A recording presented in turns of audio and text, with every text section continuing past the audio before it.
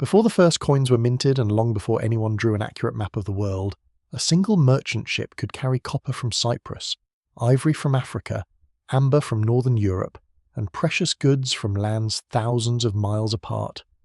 The Bronze Age was not a collection of isolated civilizations, it was a vast and fragile trade network connecting nearly half the known world. And when that network began to break, entire kingdoms fell with it. Before we uncover how this ancient system rose and collapsed, take a moment to like the video and subscribe for more forgotten history and unexplained mysteries. The sea is dark before dawn, and beyond the low outline of an island, a loaded ship moves through dark water. Its hull is packed with copper ingots shaped like stretched animal hides, jars sealed with resin, pottery, timber, glass, ivory, and objects whose makers may never meet the people who finally use them. The sailors aboard do not think of themselves as participants in a world system. They know currents, harbours, winds, taxes, and danger. Yet their voyage belongs to something larger than any kingdom.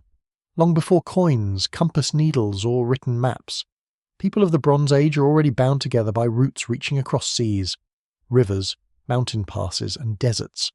A drought in one region can raise prices in another. A war near a mine can delay metal hundreds of kilometers away. This is the first surprise of the Bronze Age. Its great civilizations do not rise in isolation. Egypt, Mesopotamia, Anatolia, the Levant, the Aegean, Cyprus, the Persian Gulf, and the Indus world are not sealed chambers of history. They are parts of a fragile web. Some links are direct. Others pass through so many hands that the source of a material becomes blurred by distance. A bed carved in one land may travel through 5 ports before reaching a tomb. Tin mined far beyond the horizon may be carried by pack animals, transferred to riverboats, stored in palace warehouses, melted with copper, and transformed into a sword whose owner knows nothing about the people who began the journey. The scale of this exchange is easy to underestimate because the ancient world leaves behind broken pieces. Wood rots, rope vanishes, cloth disappears, and spoken bargains leave no trace. Archaeologists are left with shipwrecks, tablets, seals, weights, pottery, raw materials, and objects found where they should not be. The evidence remains incomplete, but what survives suggests movement on a scale once thought impossible for such an early age. Before we go deeper, take a moment to like the video and subscribe, if this is the kind of history and mystery you enjoy.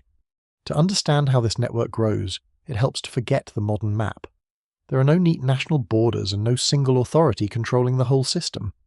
The Bronze Age world is a patchwork of palace states, temple economies, port towns, tribal territories, mining districts, villages, mobile communities, and independent traders. Roads are remembered paths, river corridors, seasonal tracks, and routes shaped by wells, safe anchorages, and political permission.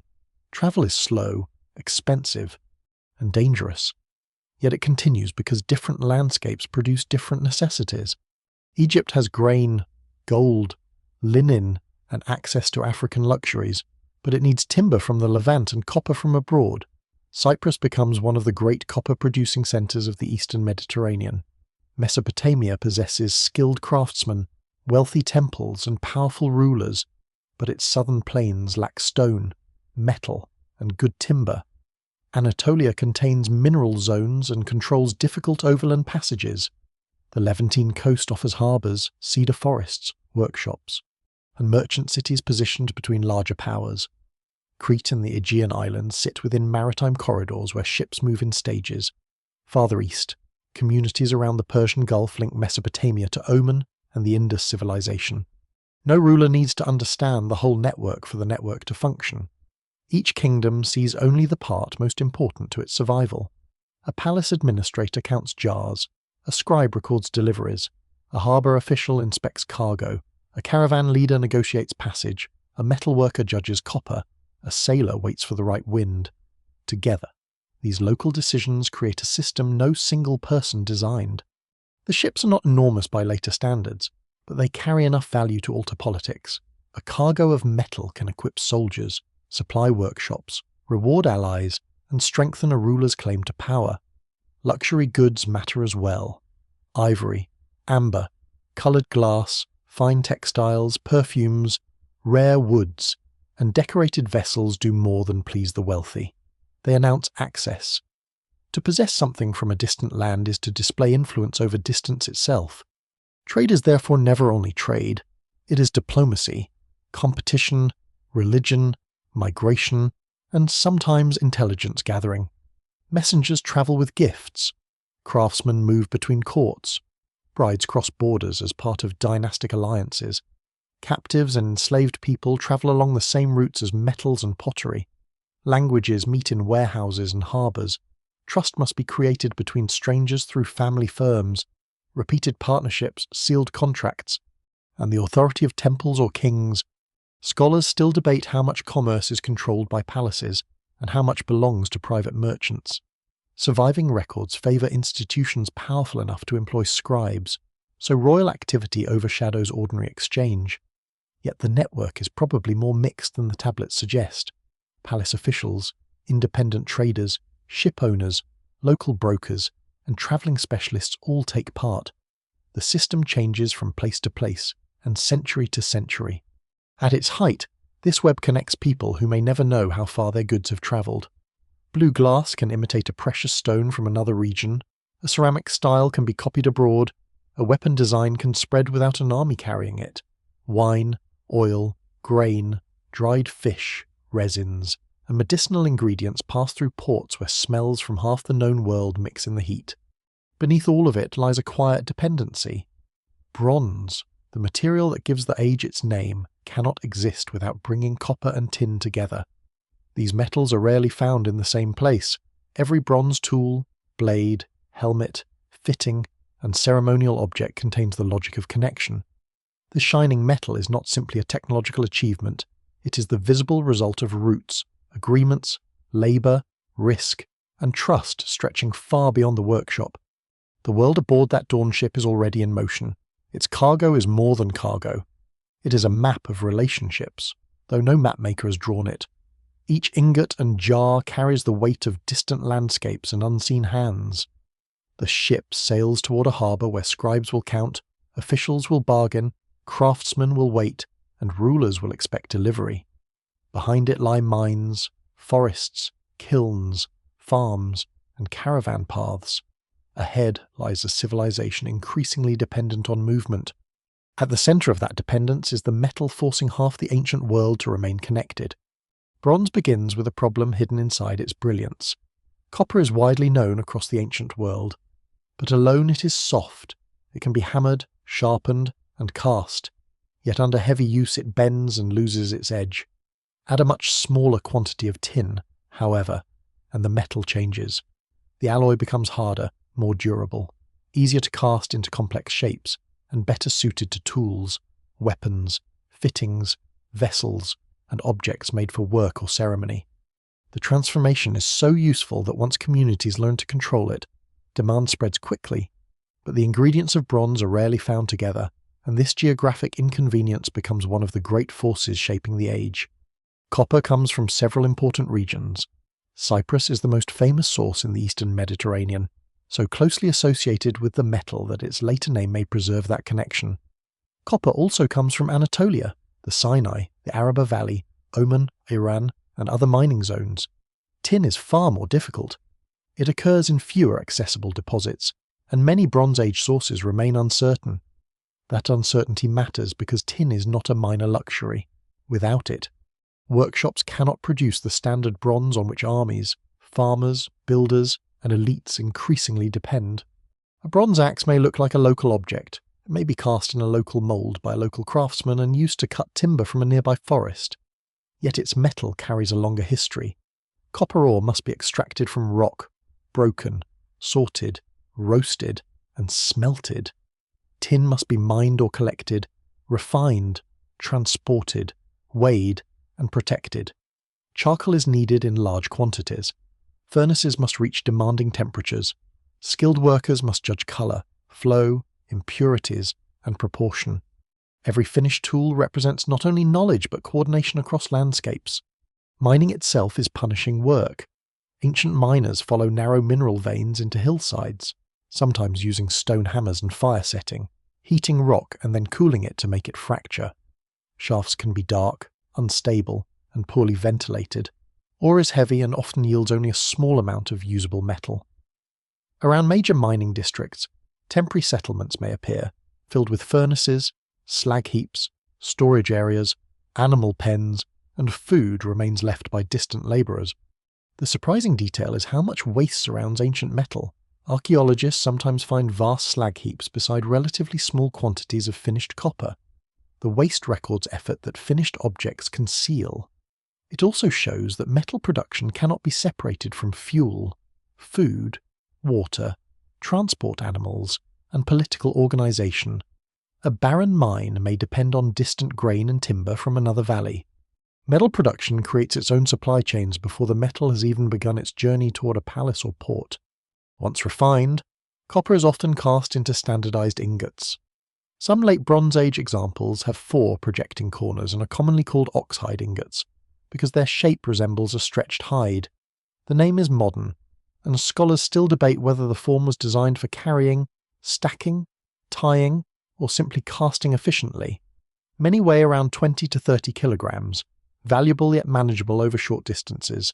Their shape turns raw metal into a transportable unit, something that can be counted, stored, taxed, gifted, stolen, and loaded into a ship's hold. Tin may travel differently, because far less tin is needed than copper. It can move in smaller quantities while still controlling large volumes of bronze production. A shortage of tin therefore has consequences out of proportion to its physical weight. A caravan losing a few sacks may disrupt a workshop supplied with much larger stocks of copper. That imbalance helps explain why tin becomes mysterious in the archaeological record. It leaves fewer large deposits, and much of it vanishes into alloy after arrival. The usual bronze mixture varies, but many useful objects contain roughly 10 parts copper to 1 part tin. Craftsmen adjust the ratio depending on the object. More tin can increase hardness, but also brittleness. Too little produces a softer alloy. Lead may be added to improve casting or reduce cost, though it changes performance. Arsenical copper also appears, naturally or through deliberate practice. The history is not a simple moment of discovery followed by universal adoption. Different regions experiment, borrow, resist, and adapt. By the 2nd millennium before the Common Era, bronze is embedded in systems of power. Palaces collect a metal as tribute, distribute it to workshops, and reclaim damaged objects for recycling. Bronze can be melted repeatedly, so old tools, broken weapons, and failed castings remain valuable. This recyclability makes the archaeological record deceptive. A sword may disappear not because it was lost, but because it was transformed into smaller tools. Metal survives, but identity does not. Control over supply becomes politically important. A ruler who secures copper and tin can arm retainers, equip chariots, reward officials, and maintain agricultural production. A ruler cut off from supply may possess skilled craftsmen but no material for them to use. Diplomatic letters reveal kings requesting metals, complaining about quantities, and treating shipments as matters of status. The exchange may be framed as gift-giving even when resources and influence are clearly being negotiated. This dependence encourages both cooperation and conflict. Mining districts require protection. Caravan routes need agreements. Ports need warehouses and guards. Weights and measures must be trusted across cultural boundaries. A merchant carrying metal passes through territories where local authorities may demand payment. Ship owners risk storms, piracy, and seizure. The final cost of bronze includes all these dangers. The evidence remains incomplete, especially for the earlier stages of these routes, but the pattern is clear.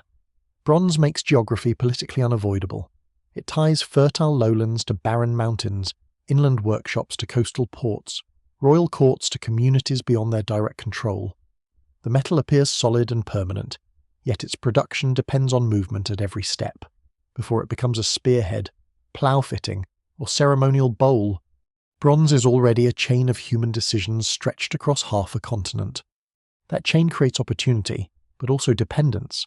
The more palaces rely on regular shipments, the more valuable the people and places controlling those shipments become. Mines alone cannot build a Bronze Age world. The metal must be gathered, measured, guarded, exchanged, and carried into centres capable of turning it into power. Around that process, ports expand, warehouses fill, and middlemen learn that distance itself can be profitable. Where metal moves, institutions gather around it. A shipment of copper arriving at a harbour is not simply unloaded and carried away. It must be recorded, weighed, inspected, taxed, stored, assigned, and protected. Someone must decide whether it belongs to a ruler, a temple, a merchant house, or a workshop. Someone must guarantee that the weight is honest and the seals remain unbroken. By the height of the Bronze Age, trade has become too valuable to depend entirely on casual exchange. Ports, palaces, temples, and merchant families become the machinery that keeps distant regions connected. The palace stands at the centre of many Bronze Age economies, though not always in the same way. In some kingdoms, royal officials control large stores of grain, oil, textiles, metals, and luxury goods. They collect tribute, organise labour, maintain workshops, and distribute materials to specialists. The palace is not merely the residence of a ruler. It is an administrative organism, filled with storerooms, courtyards, scribes, guards, craftsmen, messengers, and people waiting for permission. Clay tablets preserve traces of this activity: lists of workers, quantities of wool, numbers of animals, allocations of bronze, shipments received, and goods still owed. These records can seem dry, but behind them lies a world of constant movement. A line noting several ingots may represent miners working for months, animals crossing a mountain pass, a ship waiting for favourable winds, and officials bargaining over payment. Administration compresses human effort into numbers. It also makes power visible. The authority to count goods is often the authority to control them. In Egypt, royal institutions organise expeditions for timber, stone, incense, gold, and copper. In Mesopotamia, temples and palaces manage estates and support craftsmen while merchants travel far beyond the cities. In the Aegean, palatial centres collect agricultural products and supervise specialised production. Along the Levantine coast, cities such as Ugarit become commercial intermediaries between inland kingdoms and maritime routes. No single model fits the entire connected world. But everywhere large institutions attempt to direct the flow of valuable materials. Ports are the points where this flow becomes most visible. They are noisy, crowded, and full of uncertainty. Ships arrive carrying cargoes assembled from several regions. Jars may contain wine, oil, resin, or preserved food. Bundles of cloth must be kept dry. Timber occupies precious space. Metal rests heavily in the lowest part of the hull. Foreign sailors need water, repairs, food, and information. Local officials want fees, buyers want quality, thieves want opportunity. A successful harbour therefore requires more than a sheltered coastline. It needs warehouses, labourers, scales, guards, boatmen, craftsmen, and access to inland roads. Some ports serve nearby cities, while others become international centres where goods are redistributed. Cargo rarely travels from its original source directly to its final destination. It changes ships, owners, and containers. A jar made in one region may carry a product from another and be found in a third, making the route difficult to reconstruct thousands of years later. This is where the middleman becomes essential. Modern stories often imagine trade as a simple meeting between producer and consumer, but Bronze Age exchange usually depends on people positioned between worlds. Brokers know which ruler is demanding copper, which harbour is unsafe, which caravan has been delayed, and which official accepts gifts. They understand local measures, languages, customs, and expectations. Their knowledge is as valuable as the cargo. Some belong to established merchant families whose networks stretch across generations. Letters from ancient Near Eastern trading communities reveal relatives and partners scattered across different towns, sending instructions, settling debts, arranging marriages, and complaining about unreliable associates. Trust often follows kinship because enforcement across long distances is difficult. A brother, cousin, or son can represent the household abroad. Marriage may connect commercial families and create alliances stronger than a written contract. Yet family does not eliminate conflict. Merchants accuse one another of withholding silver, delivering poor quality goods, or failing to honour agreements. Weights can be manipulated. Cargo may arrive damaged or incomplete. A partner may die on the road, leaving obligations unresolved. Ancient trade requires systems for handling disputes, and these systems vary. Some agreements are witnessed before officials, others are guaranteed by temples or sealed in the name of a king. Oaths bring divine punishment into commercial law, adding supernatural consequences where human enforcement is weak. The use of seals is one of the most recognizable signs of this administrative world. Cylinder seals rolled across wet clay create miniature scenes filled with gods, animals, rulers, and ritual imagery. Stamp seals leave simpler impressions. Their purpose is practical as well as symbolic. A seal can close a jar, secure a door, authenticate a tablet, or identify an official. Breaking it without authority is not merely theft, it is an attack on the system of trust holding the exchange together. Standardized weights serve a similar function. Merchants cannot compare metal, grain, or silver unless they share reliable units. Different regions maintain different standards, creating a need for conversion and expertise. Sets of stone weights found in ports and settlements show that commerce depends on measurement long before coined money. Silver itself often functions by weight rather than as stamped currency. It is cut, weighed, and valued according to agreed standards. Temples also play an important role. They own land, employ labor, receive offerings, store wealth, and sometimes support trade. Their religious authority may protect property and contracts. A merchant operating under divine or institutional protection carries more than personal reputation. Temples can also act as places of deposit, where valuables are kept under the watch of both priests and gods. The boundary between sacred wealth and economic power is often indistinct. Not every exchange passes through a monumental palace or temple. Smaller traders, village producers, fishermen, herders, and travelling craftsmen contribute to the system from below. Their activity is less visible because they leave fewer written records. Archaeology often preserves the perspective of the powerful large storerooms survive. Official tablets are baked in fires, and elite tombs contain imported objects. Ordinary commerce disappears more easily. Scholars still debate how tightly rulers controlled international trade. Royal inscriptions present kings as the source of prosperity, but such claims are political performances. Private enterprise almost certainly operates alongside institutional exchange, sometimes using palace protection and sometimes avoiding palace interference. A ship may carry royal gifts, merchant cargo, personal possessions, and illicit goods in the same hold. This mixture makes the network resilient. If one palace refuses access, a merchant may seek another harbour. If a ruler controls a mine, smugglers may still move small quantities, but it also creates rivalry. Ports compete for traffic, courts struggle to control routes.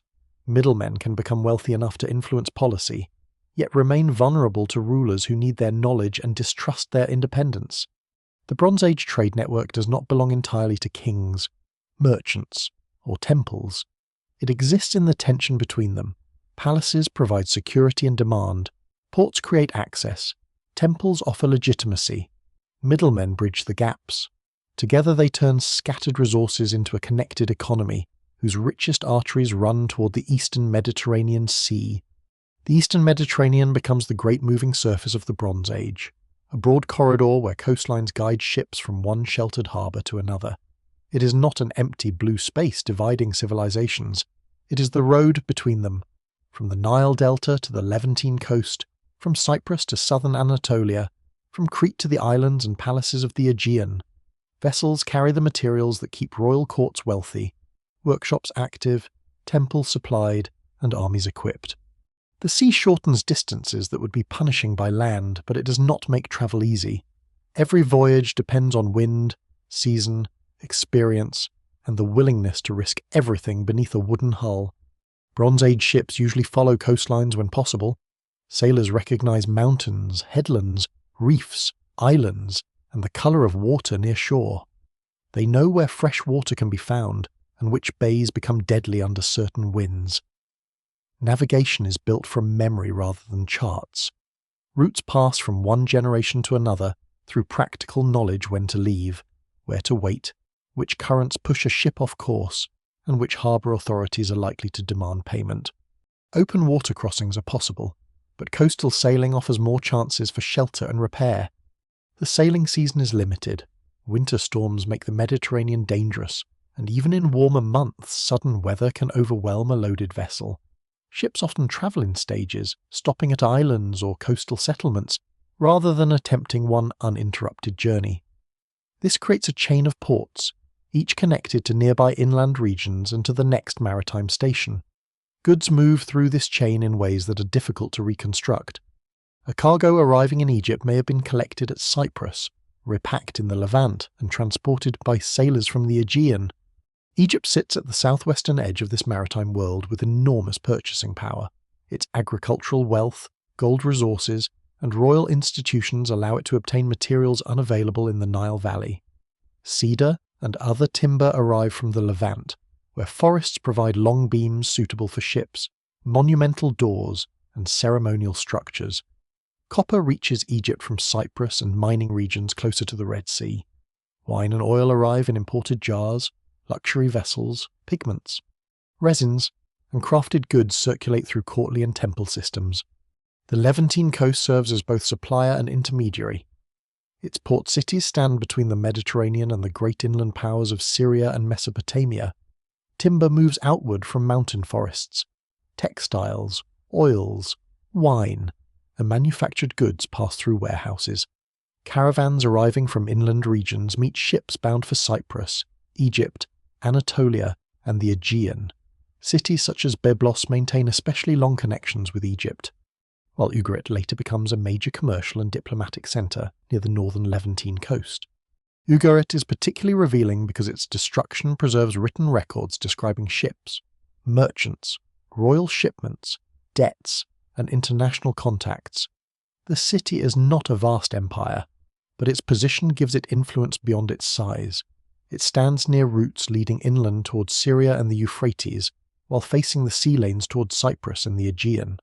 Its merchants operate in a world where political survival depends on balancing stronger neighbours and keeping trade flowing through its harbour. Across the water, Cyprus becomes indispensable. Its copper resources place the island near the centre of Late Bronze Age exchange. Mining and smelting occur in different zones, while inland production connects with coastal settlements that export the metal. The island also imports pottery, luxury goods, and ideas from surrounding regions. Its strategic value comes not only from copper, but from location. Cyprus lies close enough to the Levant and Anatolia to act as a meeting point, yet far enough offshore to develop its own complex political and cultural identities. The exact political organisation of Bronze Age Cyprus remains debated. Ancient texts refer to a land called Alashiya, widely identified with Cyprus, but scholars still discuss whether Alashiya represents the entire island, one dominant kingdom, or a shifting political centre. Letters exchanged with Egypt show its ruler addressing the pharaoh as a fellow king and sending large quantities of copper. This is more than commerce. It is diplomacy expressed through metal. North of Cyprus, the Anatolian coast offers timber, metals, harbours, and access to the Hittite world. The Hittite heartland lies inland, but southern and western coastal routes connect it to maritime exchange. Political control in these regions changes over time, and some coastal communities operate between powerful states rather than fully within them. Ships moving along Anatolia can turn west toward the Aegean, or south toward Cyprus and the Levant. Farther west, Crete occupies a central position in the southern Aegean. During the earlier and middle phases of the second millennium before the Common Era, Minoan palatial centres become associated with skilled seafaring, elaborate art, fine pottery, and wide contacts. Cretan goods appear across the eastern Mediterranean, while imported materials reach the island's workshops and courts. The image of a single Minoan naval empire is probably too simple, but the evidence clearly points to intense maritime activity. Later, Mycenaean centres on the Greek mainland expand their own participation. Mycenaean pottery travels widely, appearing in Cyprus, the Levant, Anatolia, Egypt, and beyond. Its presence does not always prove direct settlement or political domination. Pottery can move as cargo, containers, gifts, or personal possessions. Yet its distribution shows that Aegean producers and merchants are woven into the larger system. The cargoes carried across these waters are rarely uniform. A vessel may hold copper ingots, tin, ceramic vessels, raw glass, ivory, ebony, resin, spices, textiles, food, tools, and personal belongings. Some goods are bulk necessities, others are small, light, and extraordinarily valuable. A ship owner must balance weight, space, demand, and risk. Heavy metal is placed low to stabilize the vessel, while fragile jars and luxury objects require protection from movement and seawater. Water remains the constant threat. A cracked jar can spoil neighbouring cargo. A leaking hull can become fatal before land is reached. Worms damage timber, rope frays, sails tear. Crews must repair vessels with whatever materials they carry or can obtain at the next stop. Pirates, hostile officials, and political conflict add human danger to natural uncertainty. A port that welcomed foreign merchants one year may be unsafe the next. Yet ships continue to sail because the rewards are enormous. Maritime transport can move far greater loads than pack animals carrying goods over mountain roads. One successful voyage may deliver enough copper to supply workshops for months. It may also carry royal gifts capable of securing an alliance or marriage. The same ship can connect miners, potters, farmers, scribes, rulers, sailors, and craftsmen across several societies. What survives in the record suggests that these voyages are not occasional adventures, but regular features of Bronze Age life. Imported pottery appears in ordinary settlements as well as elite centres. Foreign materials are copied by local artisans. Artistic motifs cross cultural boundaries. Weights, seals, and administrative practices reveal repeated contact rather than isolated encounters. Most ships vanish without trace. They reach harbour, are repaired, dismantled, or decay along coastlines. A few sink in deep water, preserving moments that written records cannot capture. One such vessel, lost near the southern coast of Anatolia, will reveal the Eastern Mediterranean network in extraordinary detail. Its cargo will show that a single ship could carry fragments of half the known world. The ship lies where no captain intended it to remain, broken against the rocky seabed off the southern coast of Anatolia near a place now called Uluburun.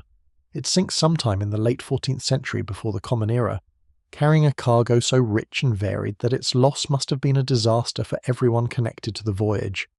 For more than 3,000 years, the vessel disappears beneath the water, timber collapses, containers break, organic materials decay, and sediments settle over what remains. When divers finally begin to recover the site in the 20th century, they are not simply uncovering a wreck, they are opening the sealed cargo hold of the late Bronze Age world. The Uluburun shipwreck is extraordinary because it preserves trade in motion. Palaces and tombs usually show goods after they have arrived, already separated from the routes that carried them. Here, the materials remain together as they travelled. Copper, tin, glass, pottery, ivory, resin, jewellery, tools, weapons, food, and personal possessions occupy the same wreck. Their origins stretch from the Eastern Mediterranean to regions far beyond it. No written document describes this voyage, and the identity of the ship's owners remains uncertain, but the cargo reveals the network with a clarity that scattered finds rarely provide. The greatest part of the load is copper. Hundreds of oxide-shaped ingots rest on the seabed, accompanied by smaller forms.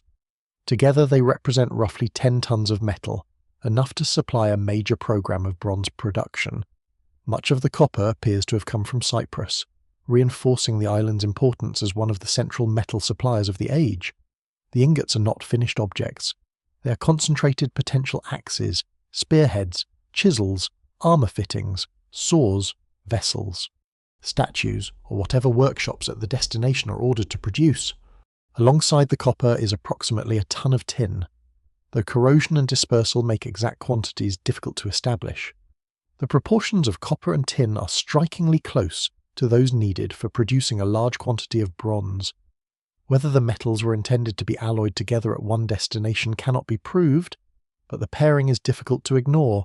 The tin also deepens the mystery of its source.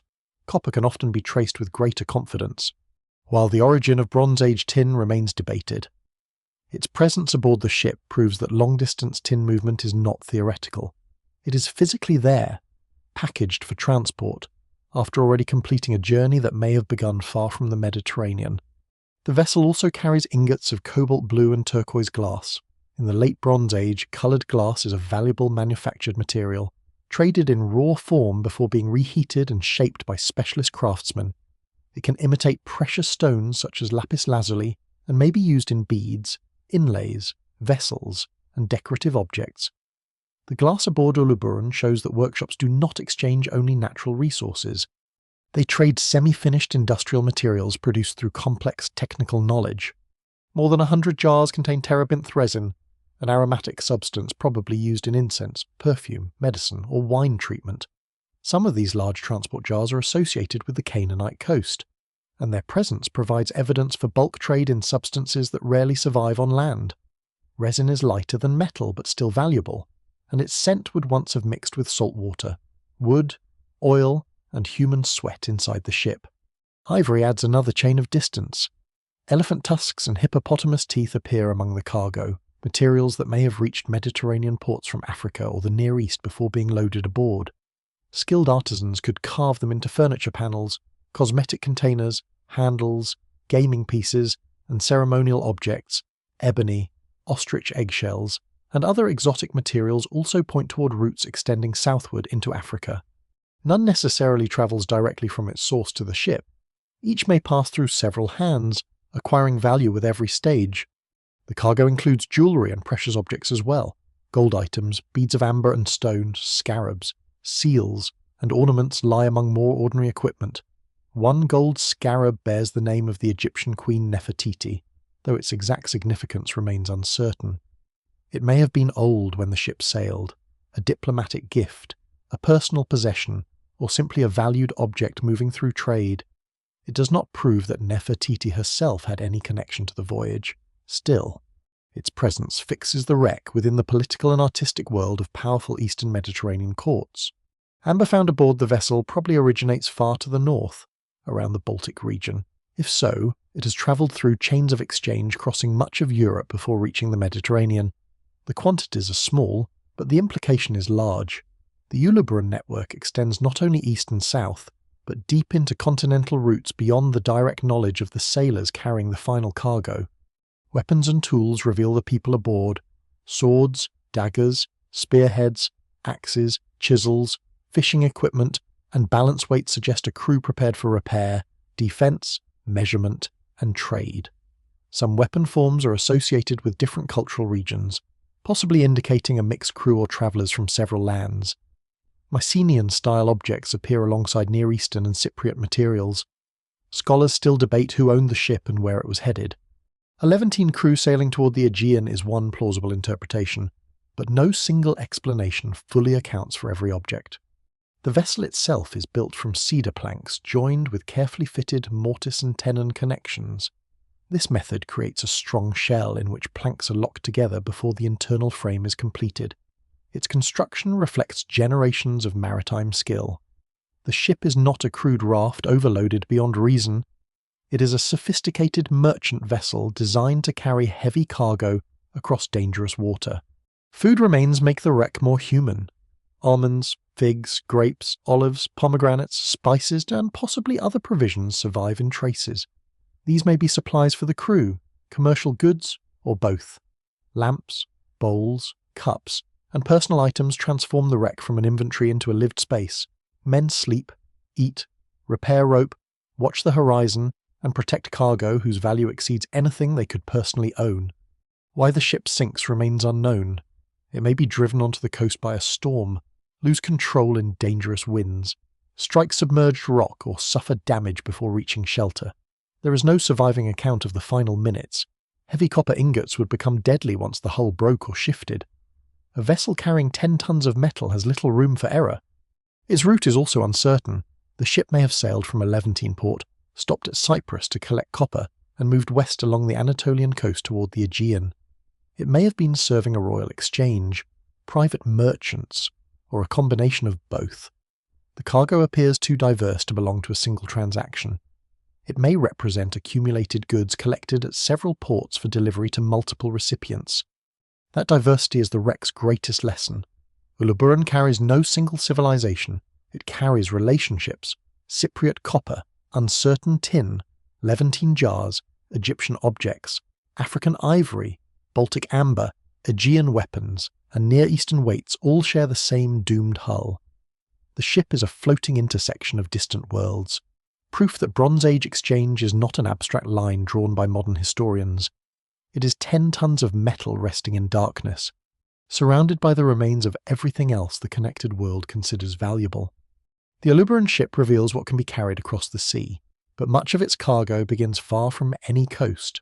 Before copper reaches a harbour, before tin is loaded into a ship, before ivory enters a royal warehouse, goods must cross mountains, river valleys, plains, and deserts.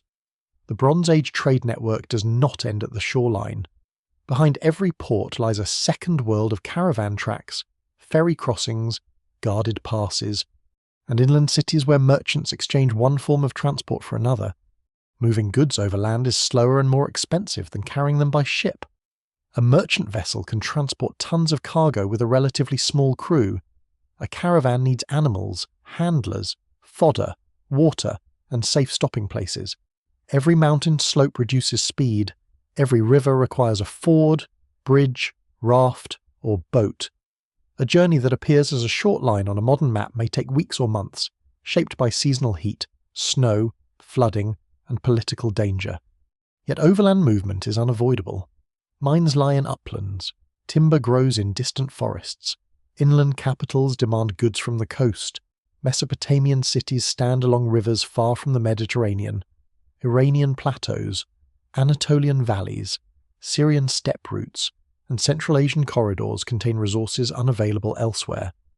The sea carries bulk cargo efficiently, but caravans connect the sea to the interior. Donkeys are among the essential engines of this system. Long before camels become the dominant image of desert trade in later centuries, donkey caravans carry textiles, metals, grain, wine, and luxury goods across the ancient Near East. A single animal carries only a modest load, but dozens or hundreds moving together can transport substantial quantities. Donkeys survive harsh conditions, travel over broken terrain, and require less water than cattle. Their slow pace becomes the rhythm of inland commerce. Caravan leaders must calculate every stage carefully. Water sources determine routes more strongly than straight distance. Animals need rest, and their food can become a heavier burden than the goods they carry. Merchants may travel at cooler hours and wait through midday heat. They need guides familiar with tribal territories, seasonal roads, and the location of wells. A mistaken decision can destroy profit long before bandits or officials appear. The Syrian interior forms one of the great connecting zones. Routes link Mediterranean ports with cities along the Euphrates and beyond.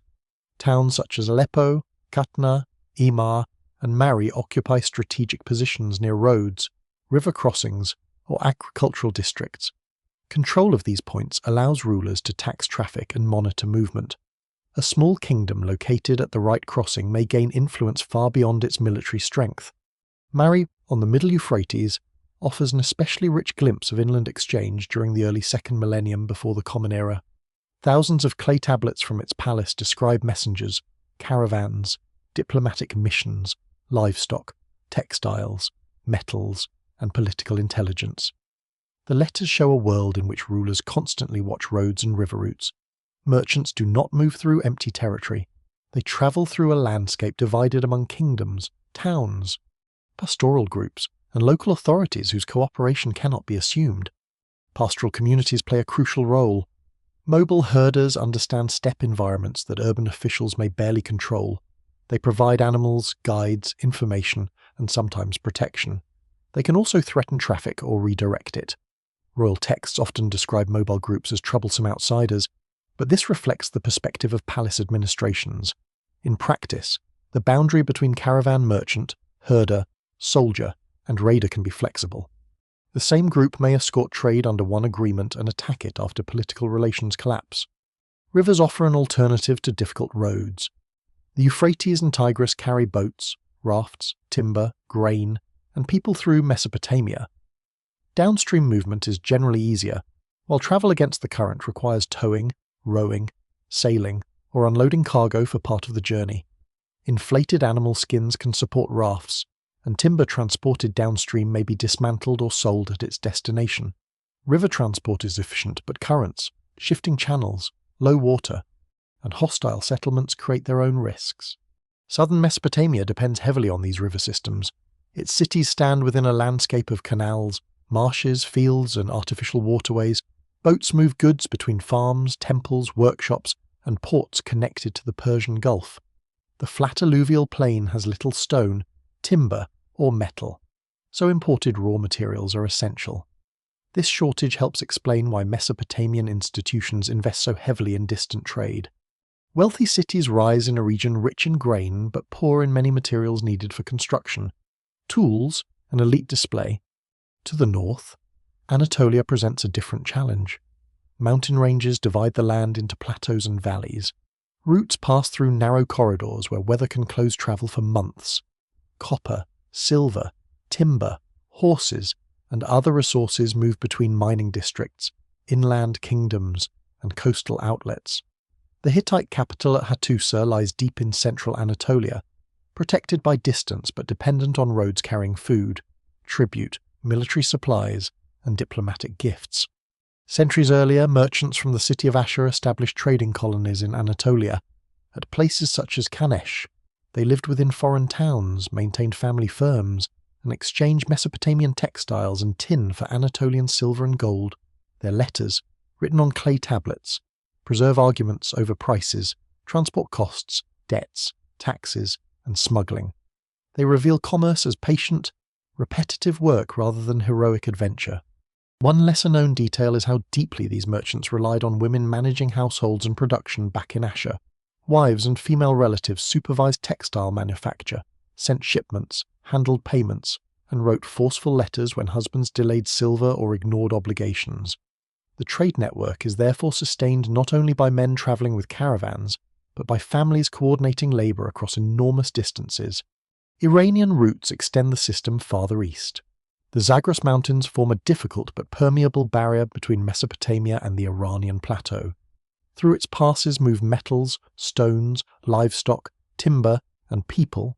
Settlements in western Iran connect lowland cities with regions leading towards Central Asia. Some of the tin reaching the Near East may have followed these corridors, though scholars still debate the location of its principal sources.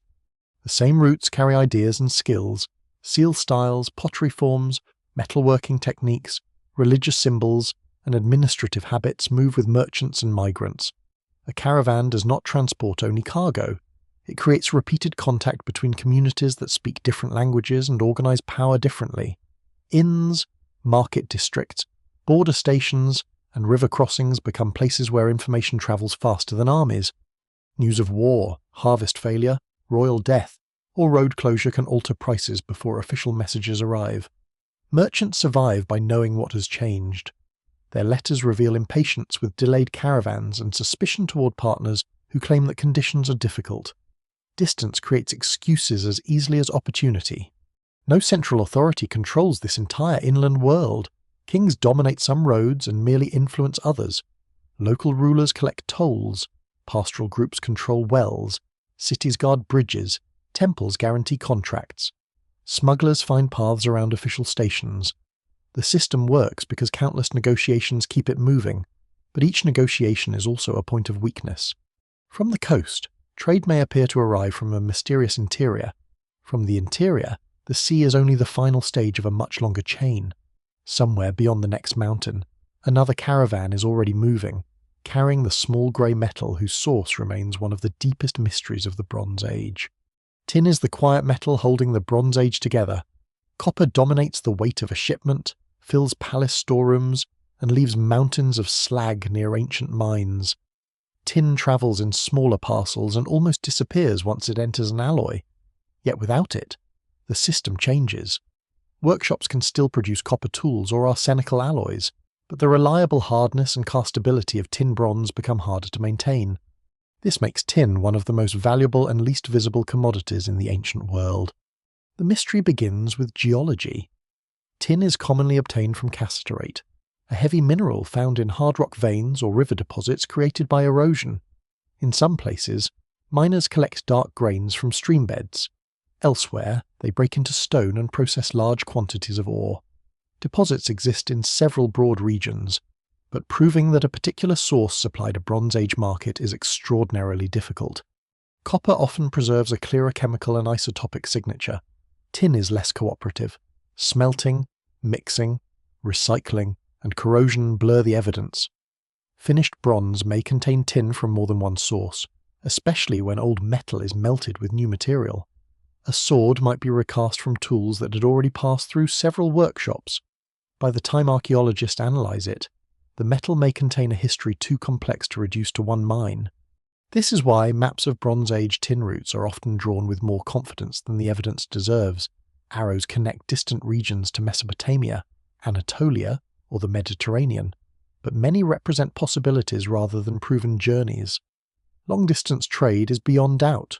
The exact origin of much of the tin remains unsettled. Anatolia is one candidate.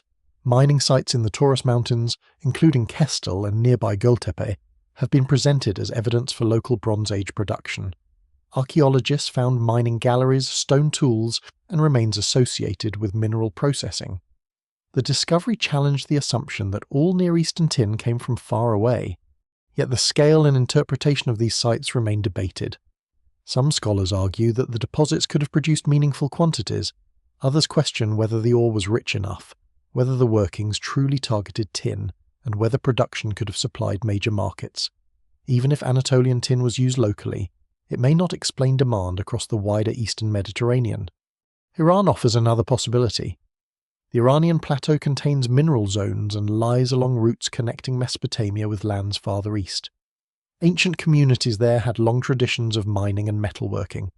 Tin-bearing areas exist in parts of Iran, and merchants could have carried the metal west through the Zagros passes. The geography is plausible, but direct evidence remains limited.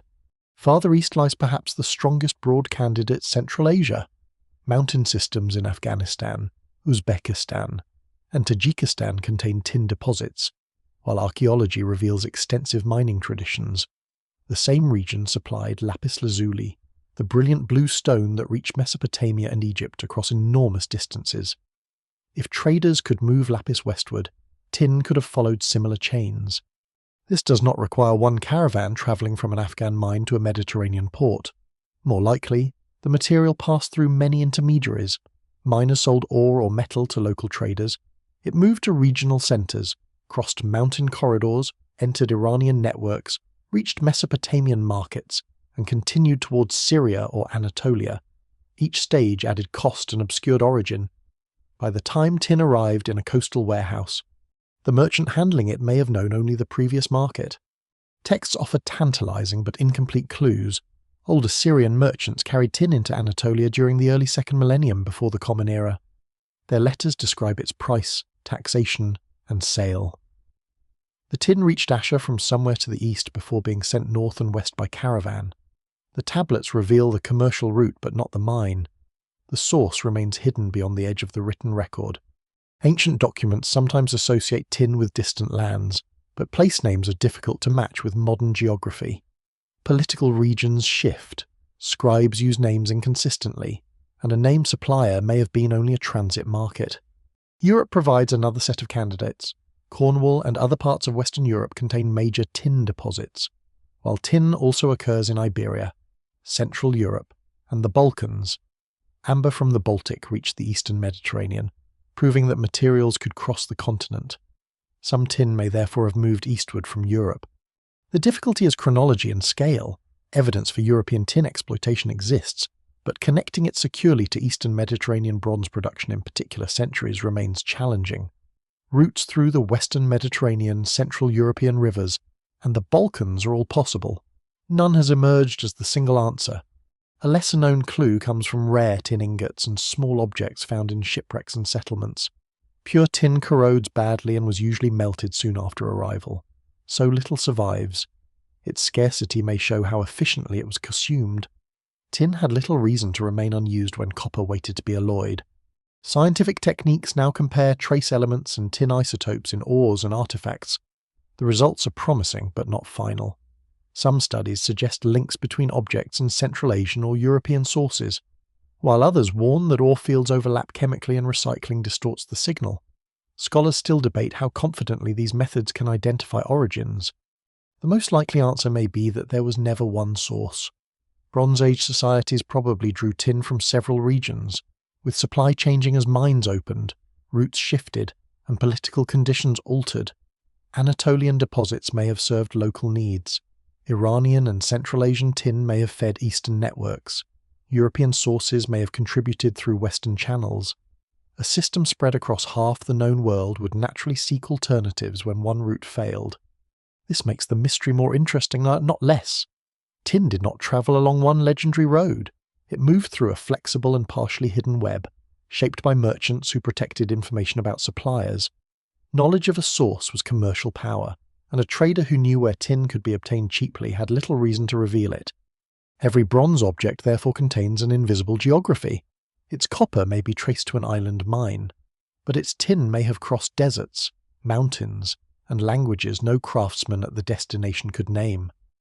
The finished blade shines as one metal, concealing the union of distant landscapes. As the network reaches eastward in search of that elusive ingredient, it approaches another civilization whose goods are already appearing in the cities of Mesopotamia. East of the Iranian plateau, beyond the mountain corridors and desert margins that feed the overland trade routes, another urban world rises along the Indus River and its tributaries.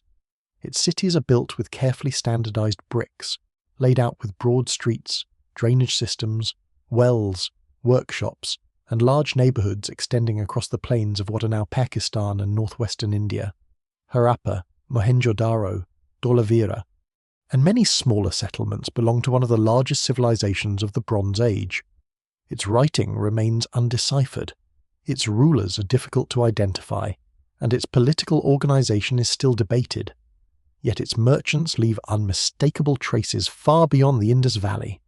Mesopotamian texts refer to a distant land called Meluha. Most scholars identify Meluha with the Indus civilization, or a region closely connected to it. The identification is not based on one perfect piece of evidence, but on a cluster of clues imported materials, distinctive seals, references to foreign merchants, and routes through the Persian Gulf. What survives in the record suggests that the cities of the Indus were not isolated at the eastern edge of the Bronze Age world. They formed one of its great commercial poles. The route between the Indus and Mesopotamia begins along the coast. Ships leave ports near the Indus Delta or settlements farther south and west.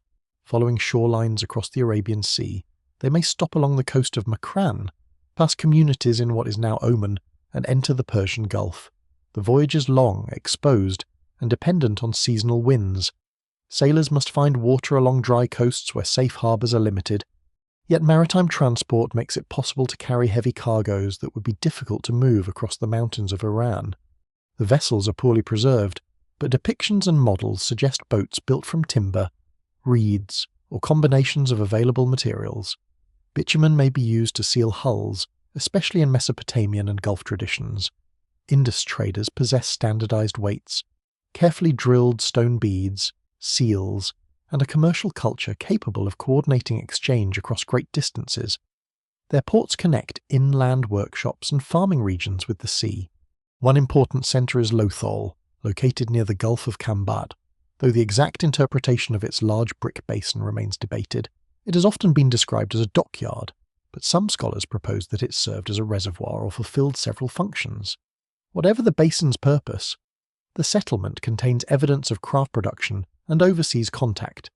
Other coastal sites, including Sutkagan Dor near the Iranian border and settlements along the Makran coast, indicate that the Indus world maintained a chain of access points facing west. Between Meluha and Mesopotamia lie two regions frequently mentioned in cuneiform records, Magan and Dilmun. Magan is generally associated with Oman and perhaps parts of the neighbouring Arabian coast. It supplies copper, stone, and maritime services. Dilmun is usually linked to Bahrain and nearby areas of the Gulf. Its position allows it to become a commercial intermediary, receiving goods from the east and redistributing them toward Mesopotamian cities. Dilmun is more than a simple stopping point. It develops settlements, administrative practices, temples, warehouses, and its own merchant communities. Ships arriving from the Indus may unload cargo there rather than continuing directly to southern Mesopotamia. Local traders can then repackage and forward the goods. This layered movement resembles the Mediterranean network. No single merchant needs to travel the entire route for materials to cross thousands of kilometers. Indus goods found in Mesopotamia are often small, durable, and valuable. Carnelian beads are among the most distinctive. Craftsmen in the Indus region produce them through a demanding process of shaping, heating, polishing, and drilling. Some long beads require extraordinarily precise perforation using specialized drills. Their deep red-orange colour and technical refinement make them prestigious objects in Western markets. Etched carnelian beads are even more recognisable. Pale designs are created on the surface using controlled chemical and heating processes. These objects appear in Mesopotamian contexts, where they would have seemed exotic and technically impressive. Their presence records not only the movement of raw stone, but the export of finished craftsmanship. Indus-style square seals also reach Mesopotamia and Gulf settlements. They often depict animals and short inscriptions in the undeciphered Indus script. Mesopotamian cylinder seals are rolled across clay, while Indus seals are generally stamped. The difference reflects distinct administrative traditions. Finding both types in the same commercial zones reveals contact between systems that measured, authenticated, and controlled goods in different ways. Other exports may include ivory, shell, timber, cotton textiles, oils, precious stones, and animals.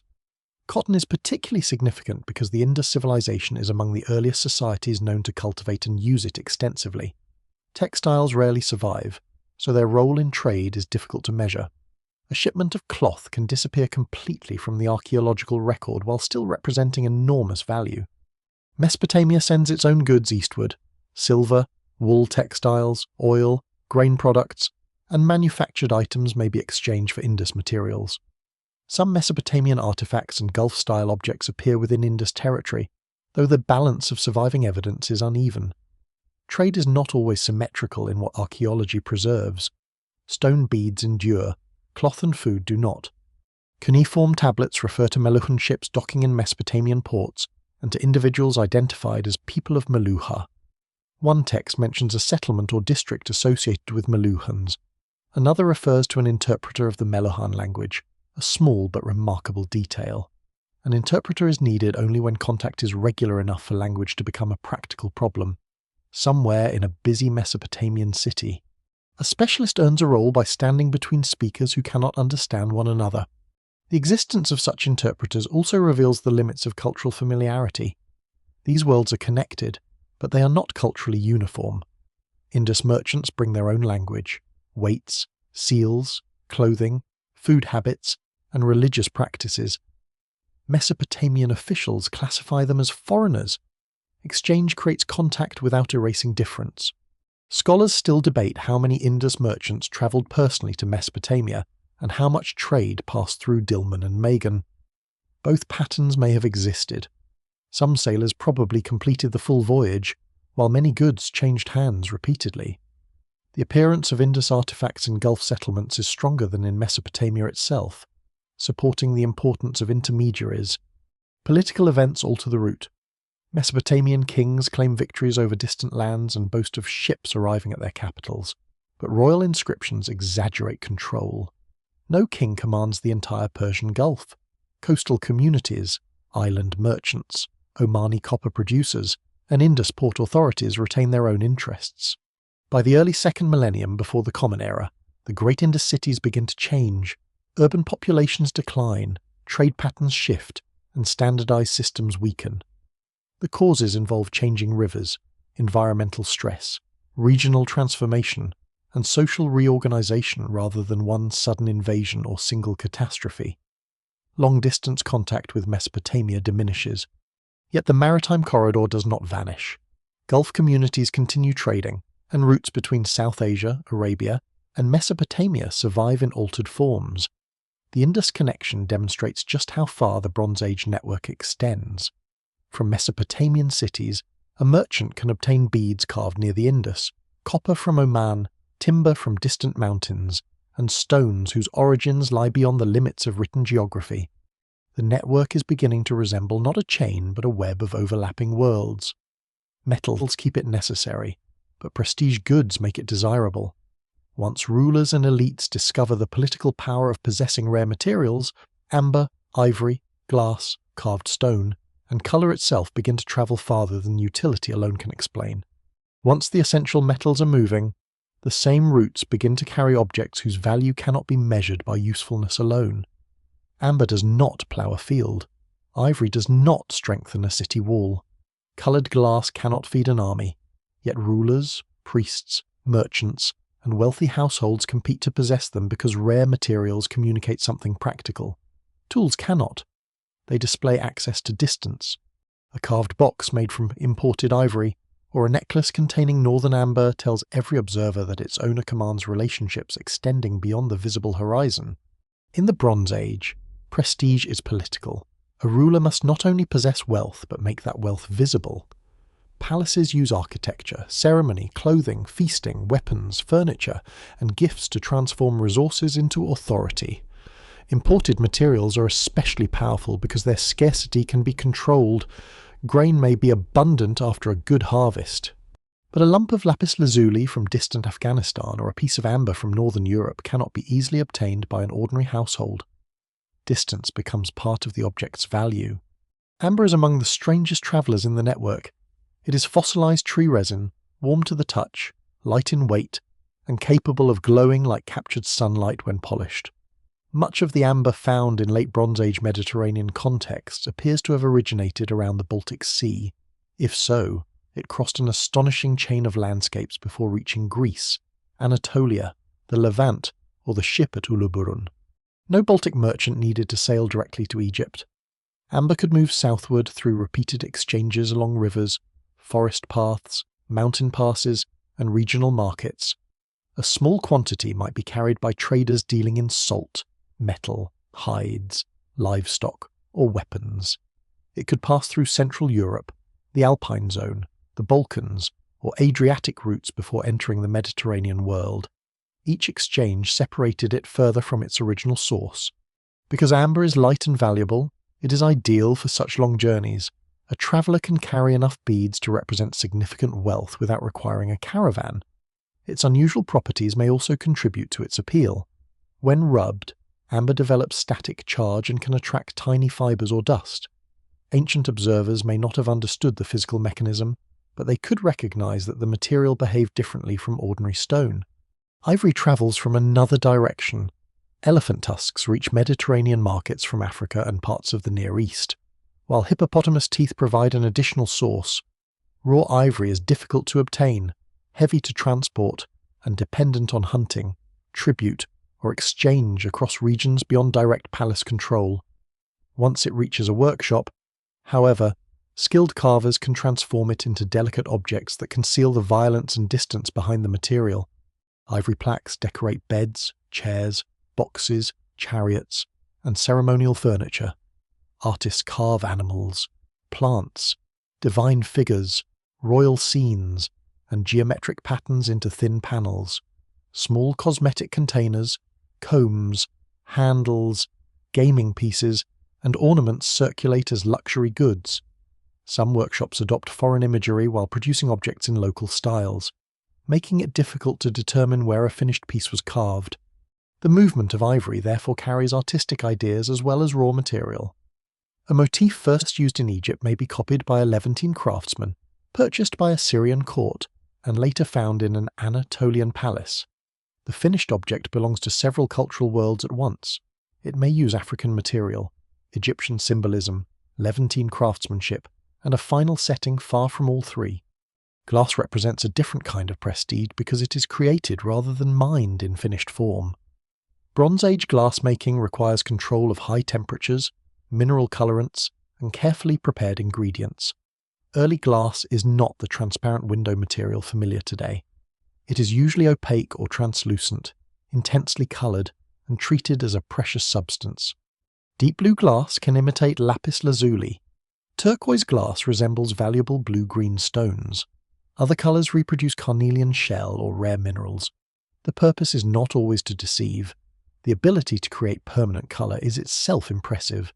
Workshops form glass into beads, vessels, inlays, and decorative elements that shine under lamplight or sunlight. Raw glass may be cast into ingots and traded to specialist workshops.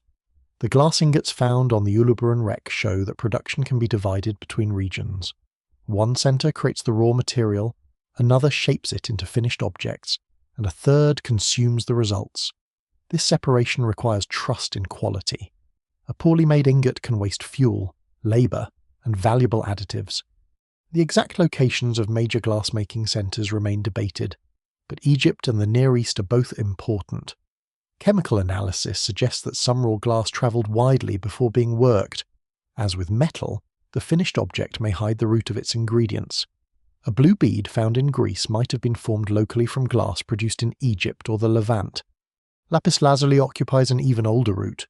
Its richest ancient source lies in the mountains of northeastern Afghanistan, far beyond Mesopotamia.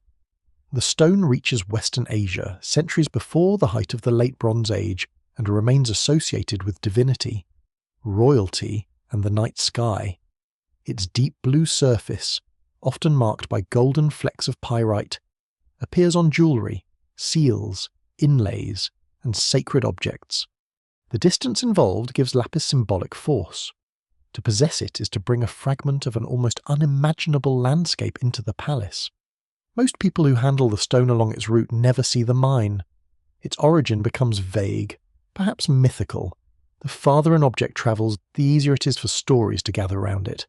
Rare woods, perfumes, resins, pigments, ostrich eggs, shells, and precious stones move through the same prestige economy. Cedar from the Levant has practical uses, but its scent, size, and association with mountain forests also make it a royal material. Purple dye produced from marine mollusks requires enormous labour for a small quantity of colour. Fine textiles may carry more value than metal, though they almost completely disappear from the archaeological record. This vanished wealth is important. Museums naturally emphasise bronze weapons, pottery, gold, and stone because they survive. Bronze Age elites may have valued dyed cloth, embroidered garments, perfumes, oils, carved wood, and food served at enormous feasts just as highly. Much of the prestige economy has rotted away, leaving hard materials to tell an incomplete story. Exotic animals may also travel as diplomatic gifts or symbols of power. Monkeys, horses, birds, and other creatures appear in art and texts, though the evidence can be difficult to interpret. A living animal arriving from a distant land creates a spectacle greater than any bead. It must be fed, guarded, and displayed, turning rarity into public performance. These objects are not traded only because they are beautiful. They help structure relationships among elites. A king sends precious goods to another king to acknowledge status, secure loyalty, arrange marriage, or soften a demand. Refusing a gift can be an insult. Sending too little can imply disrespect. Sending too much may create obligation. Prestige exchange therefore operates through carefully calculated generosity. The people who make these objects rarely receive the glory attached to them. Glassworkers breathe smoke beside hot furnaces. Ivory carvers risk ruining imported material with one mistake. Textile workers spend months producing cloth that may be credited to a ruler. Miners, hunters, sailors, and caravan drivers bear the danger, while the completed object enters a palace as evidence of royal greatness. Yet their skill travels with the material.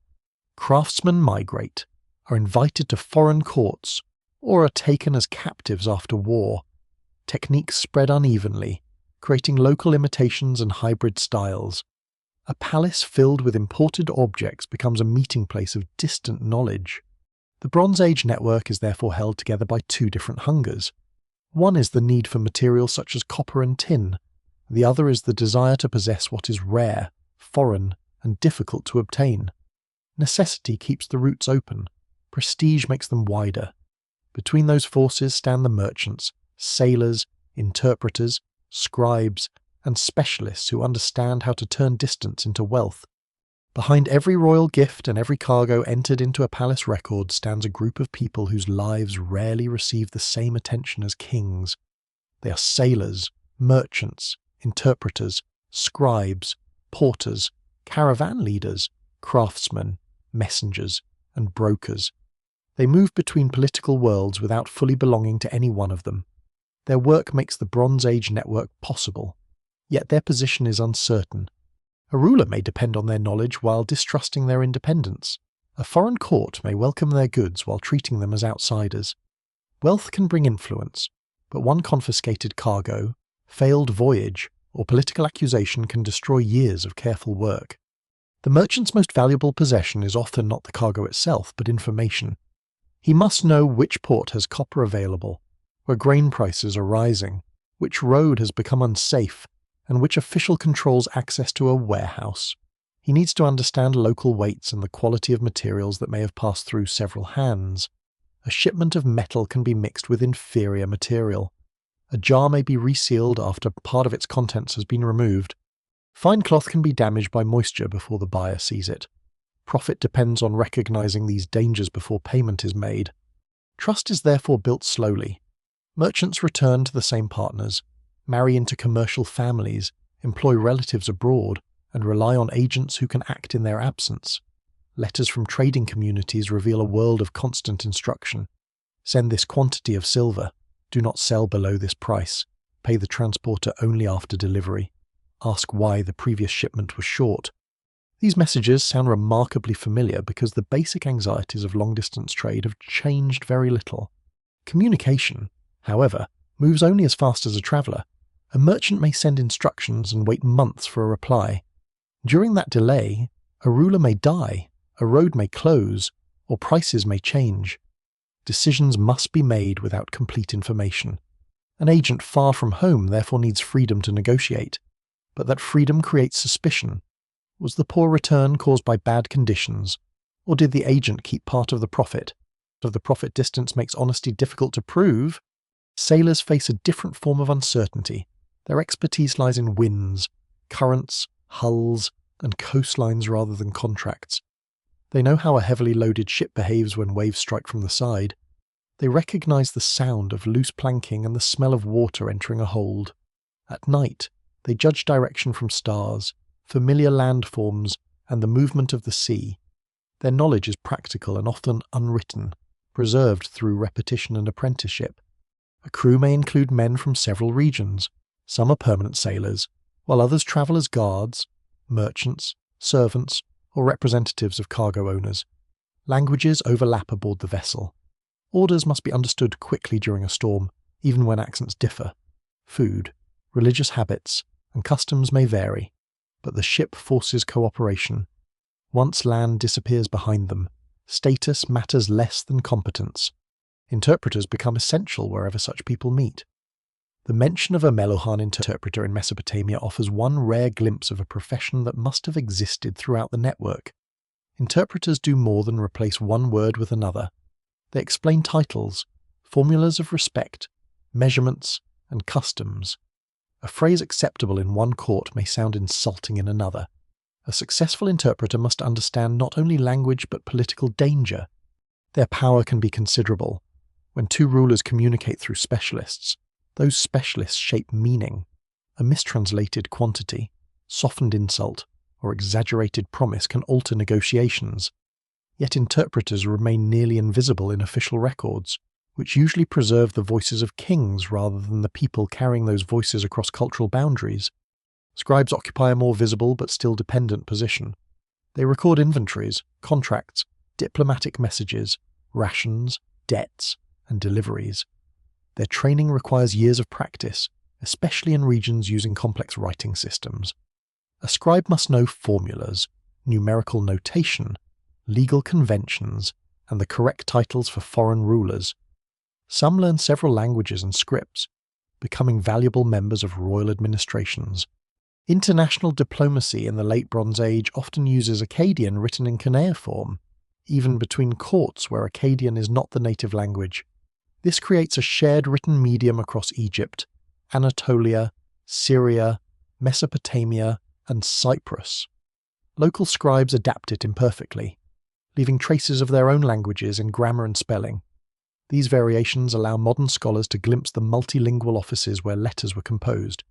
Craftsmen also travel between courts, metalworkers, builders, physicians, musicians, ivory carvers, and other specialists may be requested as part of diplomatic exchange. A king who lacks a certain skill can ask an ally to send an expert. Some craftsmen travel willingly for reward, others move under pressure, as captives, dependents, or labour assigned by rulers. Their knowledge may be more valuable than the objects they produce because a trained specialist can create many future objects. Migration spreads techniques that cannot be understood from finished goods alone. A foreign-style vessel found in a palace might have been imported, copied locally, or made by a migrant craftsman using local material. These possibilities often leave similar archaeological traces. Scholars still debate how frequently artisans moved and how much technological knowledge travelled with them. Messengers form another human bridge, and they carry tablets, gifts, oral instructions, and news between courts. Their journeys expose them to border inspections, robbery, detention, and diplomatic retaliation. A messenger represents the ruler who sent him, but that protection is not absolute. Letters complain about envoys being delayed, mistreated, or denied access. In tense periods, preventing a messenger from returning can become a political act. Even humble porters and animal handlers possess specialized knowledge. They know how to balance loads, protect fragile jars, calm frightened animals, and move heavy ingots without injury. A poorly tied package can fall on a mountain path. An overloaded donkey may collapse far from water. The grand network depends on thousands of such decisions, most made by people whose names never enter the written record. Their lives are revealed indirectly through worn tools, repaired sandals, cooking pots, graffiti, personal seals, and graves near trading settlements. These traces suggest communities growing around movement foreigners living beside local populations, families formed across cultural boundaries, and neighbourhoods where several languages are heard in the same street. Not every traveller is peaceful.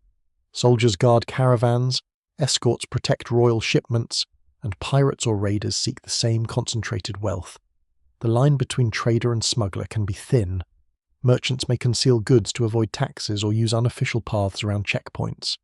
Officials who condemn smuggling may also participate in it when profit is available. The network appears orderly in palace documents because administration prefers order. Reality is more improvised. Goods are delayed, stolen, relabeled, damaged, and redirected. People negotiate around rules. Personal relationships repair failures that formal authority cannot solve. Kings may claim that prosperity flows from their command, but the connected world is sustained by people moving beneath and between royal systems. They carry not only metal and luxury goods, but rumours, techniques, diseases, fashions, and political intelligence. Their roots form a living map more detailed than any palace archive. The letters they leave behind will soon allow the voices of the Bronze Age courts themselves to emerge, revealing how deeply rulers understand that their power depends on distant partners. The connected Bronze Age world does not survive only in metal, pottery, and wrecked ships. It also survives in clay, across the eastern Mediterranean and Near East. Scribes press wedge-shaped signs into damp tablets, recording messages that pass between rulers separated by deserts, mountains, and seas. Many of these tablets are administrative lists, but others are letters, and in them the network begins to speak. Kings complain about delayed shipments, demand better gifts, negotiate marriages, request craftsmen, deny accusations, and remind one another of old promises. Their language is formal, but beneath the ceremony lies a world of rivalry, anxiety, dependence, and surprisingly personal irritation. One of the greatest collections comes from Akhetaten, the Egyptian capital built by the pharaoh Akhenaten at the site now called Amarna. When the city is abandoned, hundreds of diplomatic tablets remain behind. Discovered in the 19th century, the Amarna letters preserve correspondence between the Egyptian court and rulers across Babylonia, Assyria, Mitanni, Anatolia, Cyprus, Syria, and Canaan during the 14th century before the Common Era. These letters reveal an international system with recognizable rules. The rulers of the most powerful states address one another as brothers. The word does not imply affection, it declares equality. Egypt, Babylonia, Mitanni, Hatti, and other great kingdoms belong to an elite diplomatic circle whose members expect respect, reciprocity, and gifts appropriate to their rank. Smaller rulers, especially city governors in the Levant, address the pharaoh as lord and describe themselves as servants.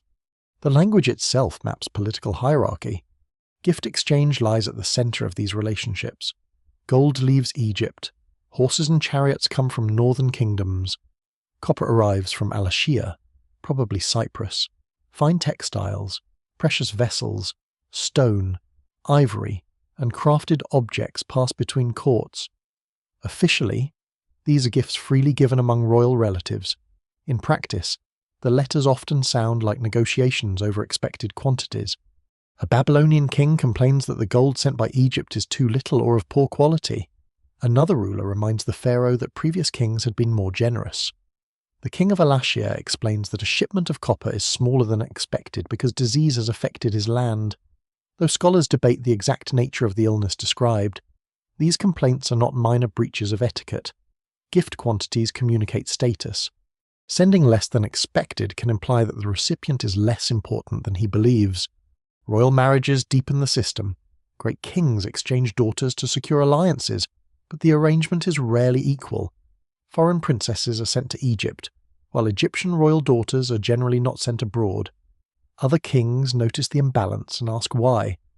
The Egyptian court protects the uniqueness of its royal bloodline, even while benefiting from foreign marriages. The letters reveal the practical burden behind these unions. A princess travels with servants, wealth, clothing, and ceremonial goods. Negotiations may continue for years. One side demands proof that the bride is truly of royal birth. The other asks for gold before completing the journey. Marriage becomes diplomacy carried in human form, binding courts while placing women at the centre of arrangements they did not control. Some correspondence concerns specialists rather than family. Kings request physicians, sculptors, metalworkers, and experts in ritual or craft. A foreign ruler may ask Egypt to send a doctor, then be reminded that the specialist must eventually return. Skills are exchanged like precious materials, but unlike copper, a skilled person has loyalties, health, and a limited lifespan. Sending an expert abroad can strengthen an ally while depriving the home court of valuable knowledge. The archives also reveal how fragile communication is. Messages take weeks or months to arrive. Envoys carry tablets but also explain matters orally, answer questions, and observe conditions at the receiving court. When they return, they bring information not written in the official letter. Diplomacy therefore depends on the reliability of messengers, who must cross borders where rulers may delay, search, or detain them. Letters frequently complain about envoys being held too long.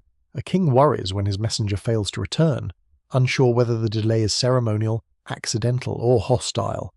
Courts are expected to feed and house foreign representatives, but hospitality can become a form of controlled captivity, preventing an envoy from leaving blocks information and increases pressure without openly declaring war. In the Levant, the tone becomes more desperate. Local rulers write to the pharaoh asking for soldiers, defending themselves against accusations, and warning that enemy forces are taking their towns. Many repeat elaborate formulas of submission before describing immediate crises. They accuse neighbouring governors of betrayal and insist that only Egyptian intervention can save royal territory. These letters are difficult to interpret because every writer has an interest in exaggeration. A governor may describe a local dispute as a major rebellion to obtain military support. He may accuse a rival of disloyalty while hiding his own ambitions. The pharaoh receives conflicting reports from men who all claim to be faithful.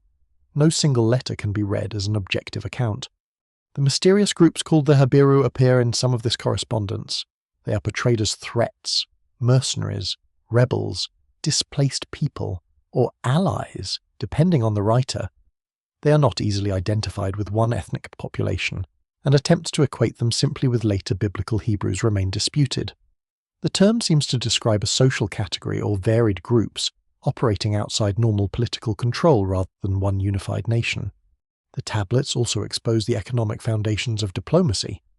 Royal friendship depends on ships, pack animals, warehouses, interpreters, scribes, and safe roads.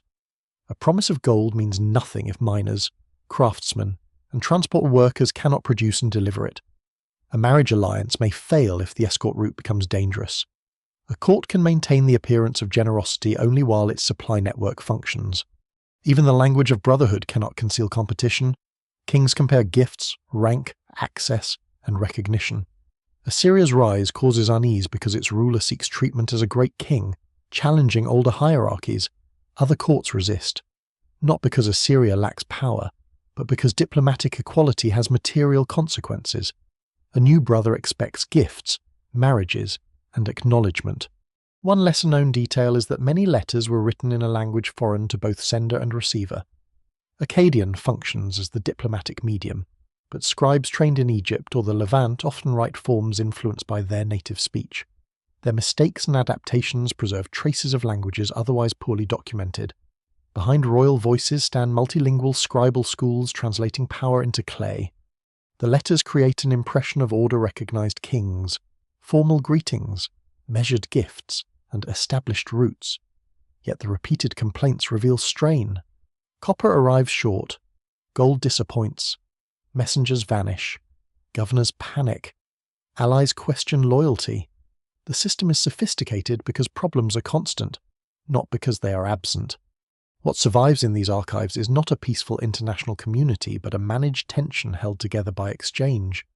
The great courts know one another, depend on one another, and distrust one another.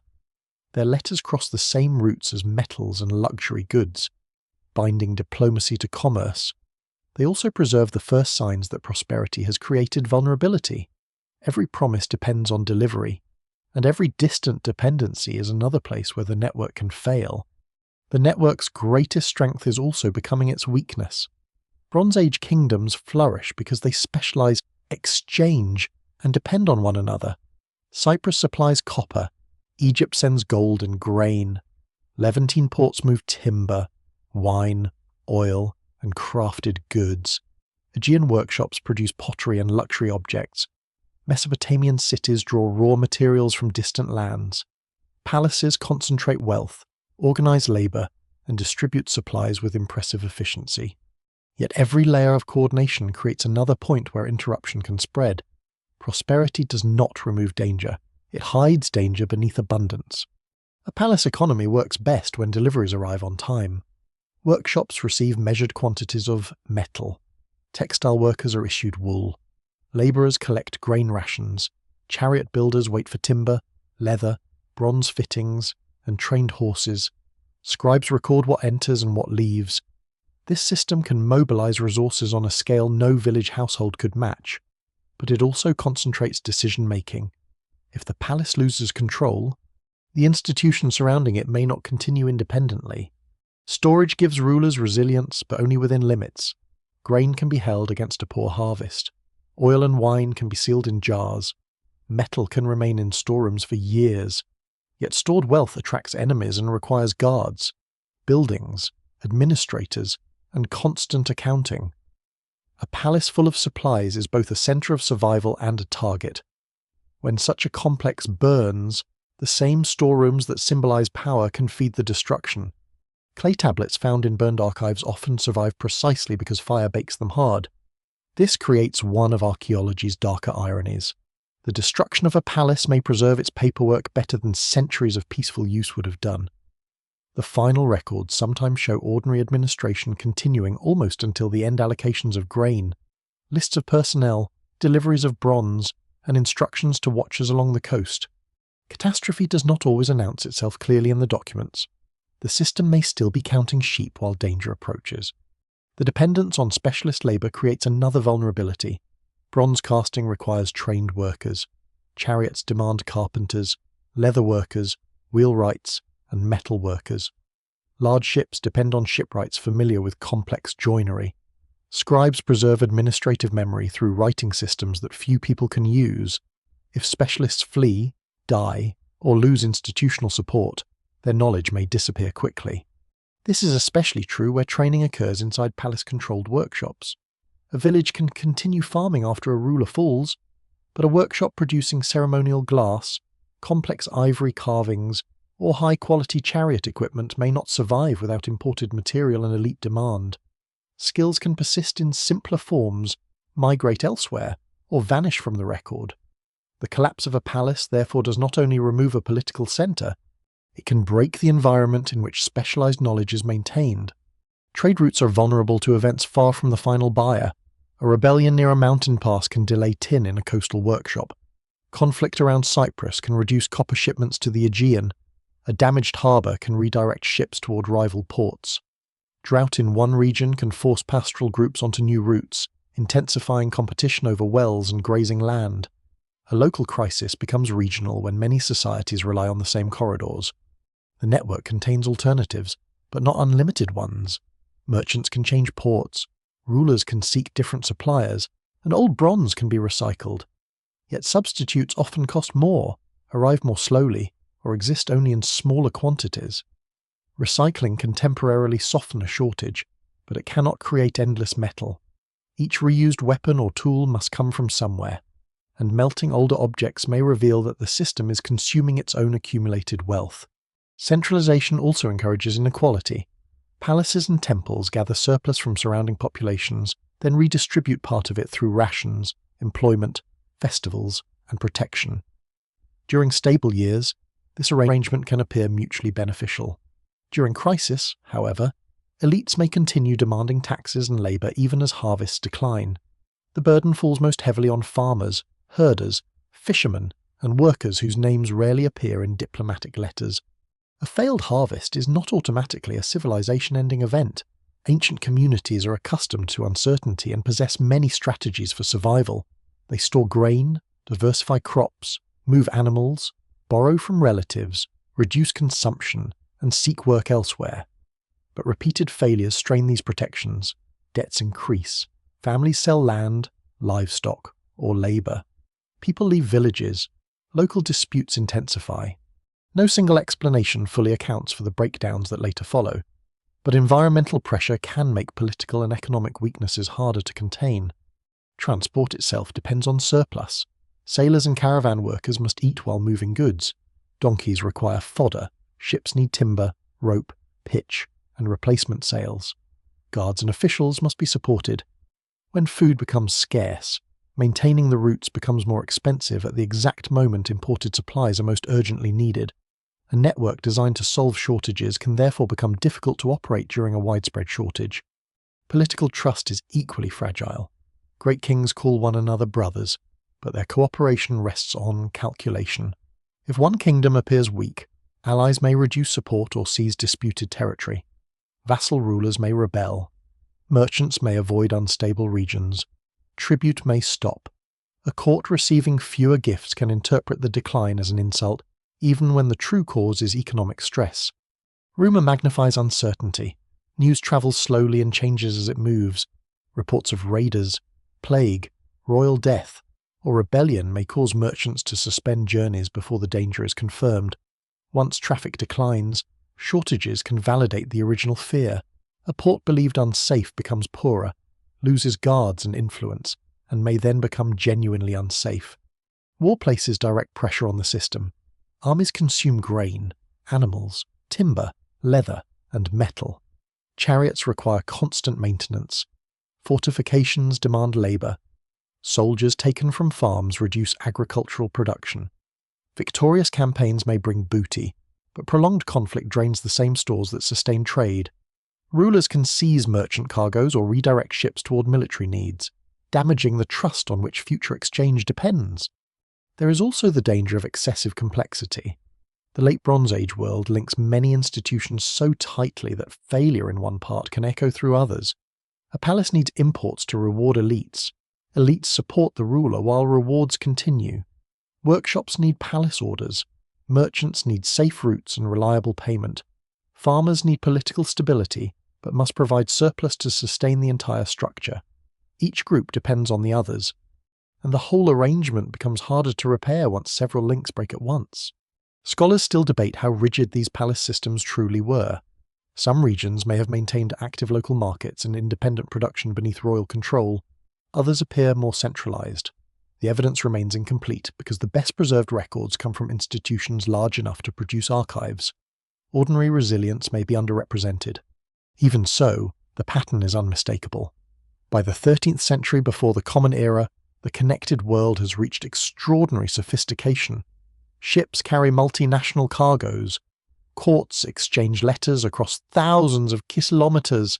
Specialists produce objects of remarkable skill. But the system has little protection against many crises arriving together. The weakness is not that Bronze Age societies trade too much. It is that their political order increasingly assumes that trade will continue. Palaces plan around expected deliveries, expected tribute, expected harvests, and expected loyalty. For generations, the expectations are usually met. Then messages begin to describe enemies near the coast, shortages in the interior, and rulers asking for help that may never arrive. The first signs of fracture do not appear everywhere at once. There is no single day when the Bronze Age trade network stops working, no moment when every ship remains in harbour and every caravan turns back. Instead, strain gathers unevenly. One kingdom loses territory, another suffers failed harvests, a port receives fewer ships, a palace sends urgent messages for grain, troops, or copper. Roads become dangerous, merchants hesitate, and rulers begin to spend more resources defending the system than expanding it.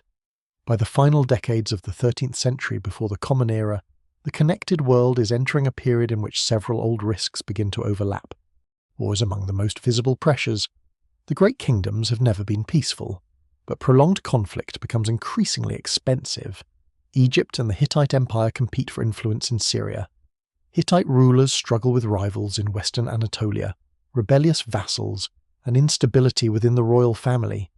Assyria expands aggressively, weakening neighbouring powers and altering older balances. Smaller states are forced to choose sides, provide troops, or risk destruction. Each campaign consumes the materials that trade must supply. Armies need grain, animals, leather, wood, bronze, and transport. Chariot forces are especially demanding. Horses must be fed even when crops fail. Wheels require skilled repair. Bronze fittings, weapons, armour, and tools must be replaced. The more rulers prepare for war, the more dependent they become on the network already under pressure. Internal unrest adds another layer. Palace societies concentrate wealth in the hands of courts, temples, and elite families. When harvests decline or taxes rise, ordinary communities may resist demands they once accepted. Labourers can flee. Vassals can withhold tribute. Local officials can use confusion to increase their own power. Some destruction once blamed entirely on foreign invasion may have involved internal revolt, opportunistic rebellion, or political conflict within cities. The evidence is difficult to read. A burned palace does not preserve the identity of those who set it on fire. Attackers may be foreign soldiers, local rebels, rival claimants, or retreating defenders destroying supplies. In some cases, fire may be accidental and later interpreted as part of a wider catastrophe. Archaeology records destruction more clearly than motive. Environmental stress may be intensifying the danger. Studies of pollen, lake sediments, cave deposits, and ancient plant remains indicate periods of aridity in parts of the eastern Mediterranean around the end of the Late Bronze Age. Some regions appear to experience prolonged drought or unstable rainfall. The timing and severity vary, and scholars still debate how directly climate change contributed to political collapse. Yet even moderate reductions in rainfall can be serious when populations are large. Palace demands are high, and food must support armies and cities. Drought does not need to destroy every harvest to transform society. Several weak years can drain storage, reduce seed grain, kill livestock, and increase debt. Farmers cultivate marginal land, cut forests for fuel, and overuse soils already under pressure. Rivers shrink, wells fail, and communities compete for access to water. A palace may import grain for a time, but importing food requires ships, payment, and safe routes. If neighbouring regions are suffering as well, the supply becomes difficult to obtain. Hittite texts contain urgent references to grain shipments, and Egypt appears to have sent food northward during periods of shortage. Such documents show that the network could respond to crisis, but they also reveal dependence. A major kingdom unable to feed itself must rely on allies and ports that may have problems of their own. Earthquakes have also been proposed as part of the disruption. The eastern Mediterranean lies within an active tectonic zone, and several Late Bronze Age sites show evidence that may be consistent with seismic damage. A sequence of earthquakes could have destroyed walls, blocked harbours, damaged roads, and weakened already stressed governments. The idea of a single coordinated earthquake storm causing the collapse is disputed. However, dating is often too imprecise to prove that destruction at different sites occurred within the same short period. Even when earthquakes are not the main cause, they can act as accelerants.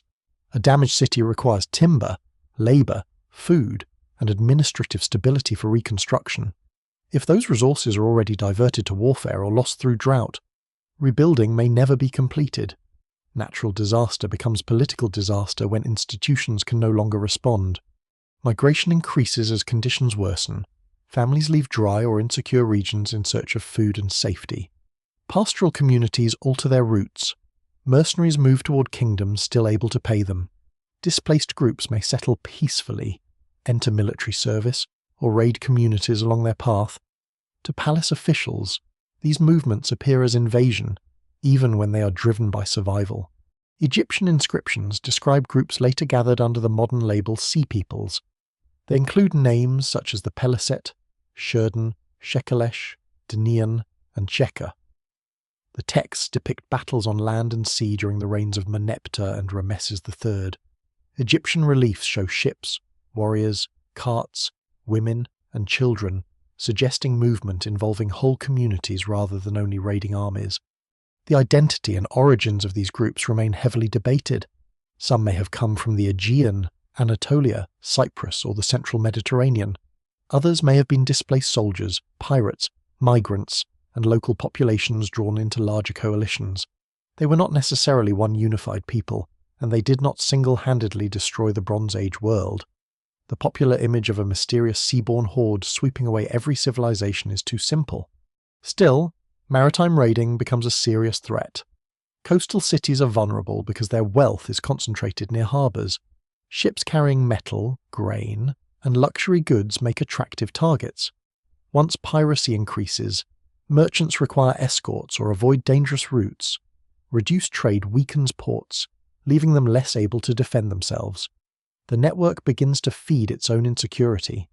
Letters from Ugarit capture the tension with unusual immediacy.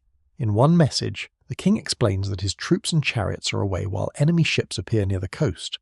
Another tablet records appeals for information or assistance.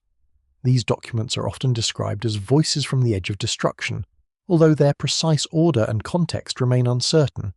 What is clear is that Ugarit is aware of danger, but unable to gather enough strength to protect every frontier.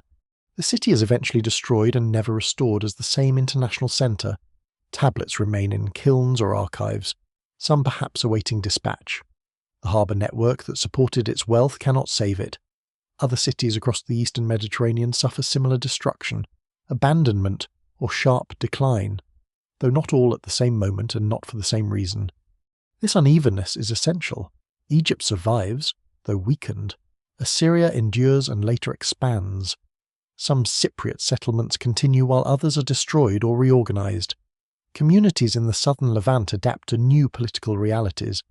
Parts of the Aegean lose palatial administration but remain inhabited. The crisis is not a universal extinction. It is the breakdown of a particular system of large courts, long-distance exchange, and tightly connected elite economies. No single explanation fully accounts for this transformation. Drought alone cannot explain burned cities. Invaders alone cannot explain economic weakness before attacks. Earthquakes cannot explain changes in trade and political loyalty. Rebellion, disease, succession disputes, and technological shifts may all contribute. The network begins to break because multiple pressures strike a system whose parts have become too dependent on one another. Ships still sail, merchants still trade, farmers still plant, but the old certainty is gone. Copper shipments shrink, diplomatic letters cease, palace workshops close, and roads once protected by powerful kingdoms become contested ground. The Bronze Age world does not suddenly fall silent. It becomes fragmented, each region struggling to survive without the web that once made its prosperity possible. When the connected kingdoms begin to collapse, the destruction appears dramatic because palaces burn, walls fall, and royal names disappear from the record. Yet the deeper transformation is quieter. Systems that once linked cities across thousands of kilometers stop functioning with their former regularity. Scribes cease recording shipments. Workshops lose access to imported materials. Roads remain, but protection weakens. Harbours still exist, but fewer large cargoes arrive. The Bronze Age does not end because every community vanishes. It ends because the political and economic structure that made the world feel connected can no longer reproduce itself. In the Aegean, the Mycenaean palaces suffer one of the clearest breaks. Centres such as Pylos, Mycenae, Tiryns, and Thebes had managed agricultural surplus, craft production, military organisation, and regional administration through palace systems using linear B writing. Their tablets record land, livestock, workers, textiles, religious offerings, and bronze allocations. Then many of these centres are destroyed or sharply reduced around the end of the 13th and beginning of the 12th centuries before the Common Era. The causes differ by site. Some show fire, others reveal rebuilding, fortification, or gradual decline before final abandonment at Pylos. Tablets written shortly before destruction appear to record preparations involving coastal watchers, suggesting fear of attack from the sea, yet no surviving document identifies the enemy. The palace burns, the tablets are accidentally baked, and the administrative system disappears. Linear B itself largely vanishes because it had been tied to palace bureaucracy. People do not suddenly forget speech, agriculture, or craftsmanship, but the institution supporting specialized scribes collapse. Without central archives, taxation, and redistribution, there is less need for the same writing system. This is a crucial distinction. The loss of writing is not evidence that society becomes mindless or empty. It shows that literacy served a narrow administrative structure that no longer exists. Population declines in parts of Greece, settlements move to more defensible locations, and long-distance exchange contracts. Some communities survive continuously, while others are abandoned. Pottery styles change, large royal tombs become rarer, elite display is reduced, but local production continues. What disappears is the palace-centered world of rulers able to gather surplus and participate in international diplomacy. Across Anatolia, the Hittite Empire also fractures. Its capital at Hattusa is abandoned, though the evidence does not fit a simple image of one sudden enemy attack. Parts of the city may have been evacuated before burning. Political instability, food shortages, succession disputes, military pressure, and the loss of Syrian territories all weaken the imperial centre. Once the capital can no longer command roads, vassals, grain, and troops, the empire breaks into smaller successor states. Hittite traditions do not vanish completely. In southeastern Anatolia and northern Syria, so-called Neo-Hittite kingdoms preserve elements of language, art, titles, and political identity for centuries. Collapse therefore means fragmentation rather than cultural erasure. The central empire disappears, but parts of its population and institutions adapt under new rulers. The destruction of Ugarit removes one of the most important commercial bridges between inland Syria, Cyprus, Anatolia, and the Mediterranean. Its archives end, its palace is ruined, and the city is not rebuilt as a major centre. The loss matters beyond its walls. Merchants who relied on its harbour must seek other routes. Inland suppliers lose access to buyers. Sailors lose a familiar port. A single city's destruction sends consequences through relationships that leave little direct archaeological trace. Farther south, cities of the Levant experience different outcomes. Some are destroyed, some shrink, and others continue with new populations or political arrangements. New groups settle along the coast and inland plains. The Peliset, often associated with the later Philistines, establish communities in parts of the southern Levant. Their pottery and food practices show Aegean connections, but they quickly mix with local traditions. This is not simply replacement by outsiders, it is migration. Conflict, adaptation, and cultural blending. Egypt survives the crisis, but survival is expensive. Rameses III celebrates victories over invading groups, presenting himself as the defender of order. The reliefs are powerful royal propaganda, designed to show that Egypt remains secure while other lands fail. Yet Egypt itself enters a period of weakening authority, financial stress, and internal disorder.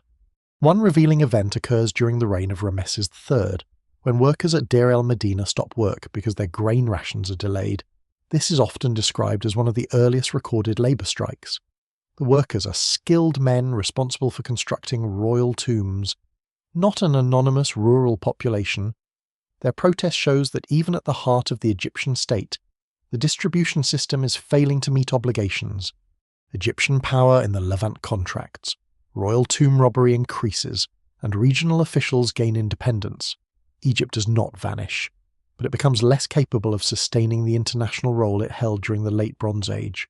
The great diplomatic system of royal brothers exchanging princesses, gold, copper, and formal letters fades away. Cyprus undergoes destruction and reorganization rather than total abandonment. Some settlements are fortified, relocated, or rebuilt. Copper production continues, though patterns of trade change. New cultural influences appear alongside local continuity. The island remains important because its resources have not disappeared, but the old palace and port relationships no longer operate in the same way. Mesopotamia is affected unevenly. Assyria survives the wider disruption, partly because its inland position protects it from some maritime threats, though it also experiences periods of weakness. Babylonia faces its own invasions and political changes.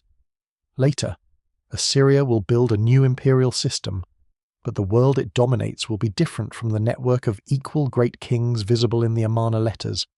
The collapse also changes material life. Bronze does not disappear, but iron becomes increasingly important. Iron had been known earlier, sometimes as a rare and prestigious material, but producing usable iron on a large scale requires different techniques from casting bronze. Its spread is gradual and uneven. The idea that iron immediately replaces bronze because tin trade collapses is too simple. Bronze remains valuable for centuries. While iron technology improves through experimentation and changing economic conditions, still, iron has one major geographic advantage.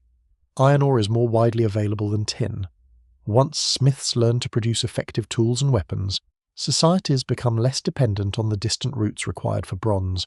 The technological transition does not cause the collapse, but it helps shape the world emerging afterward. Cities burn for many reasons, but the collapse becomes historic because recovery takes a different form. Palaces are not simply rebuilt as they were. Writing systems vanish in some regions. Political units become smaller. Trade continues at reduced scale and through different centres. Communities rely more heavily on local production, flexible alliances, and shorter routes.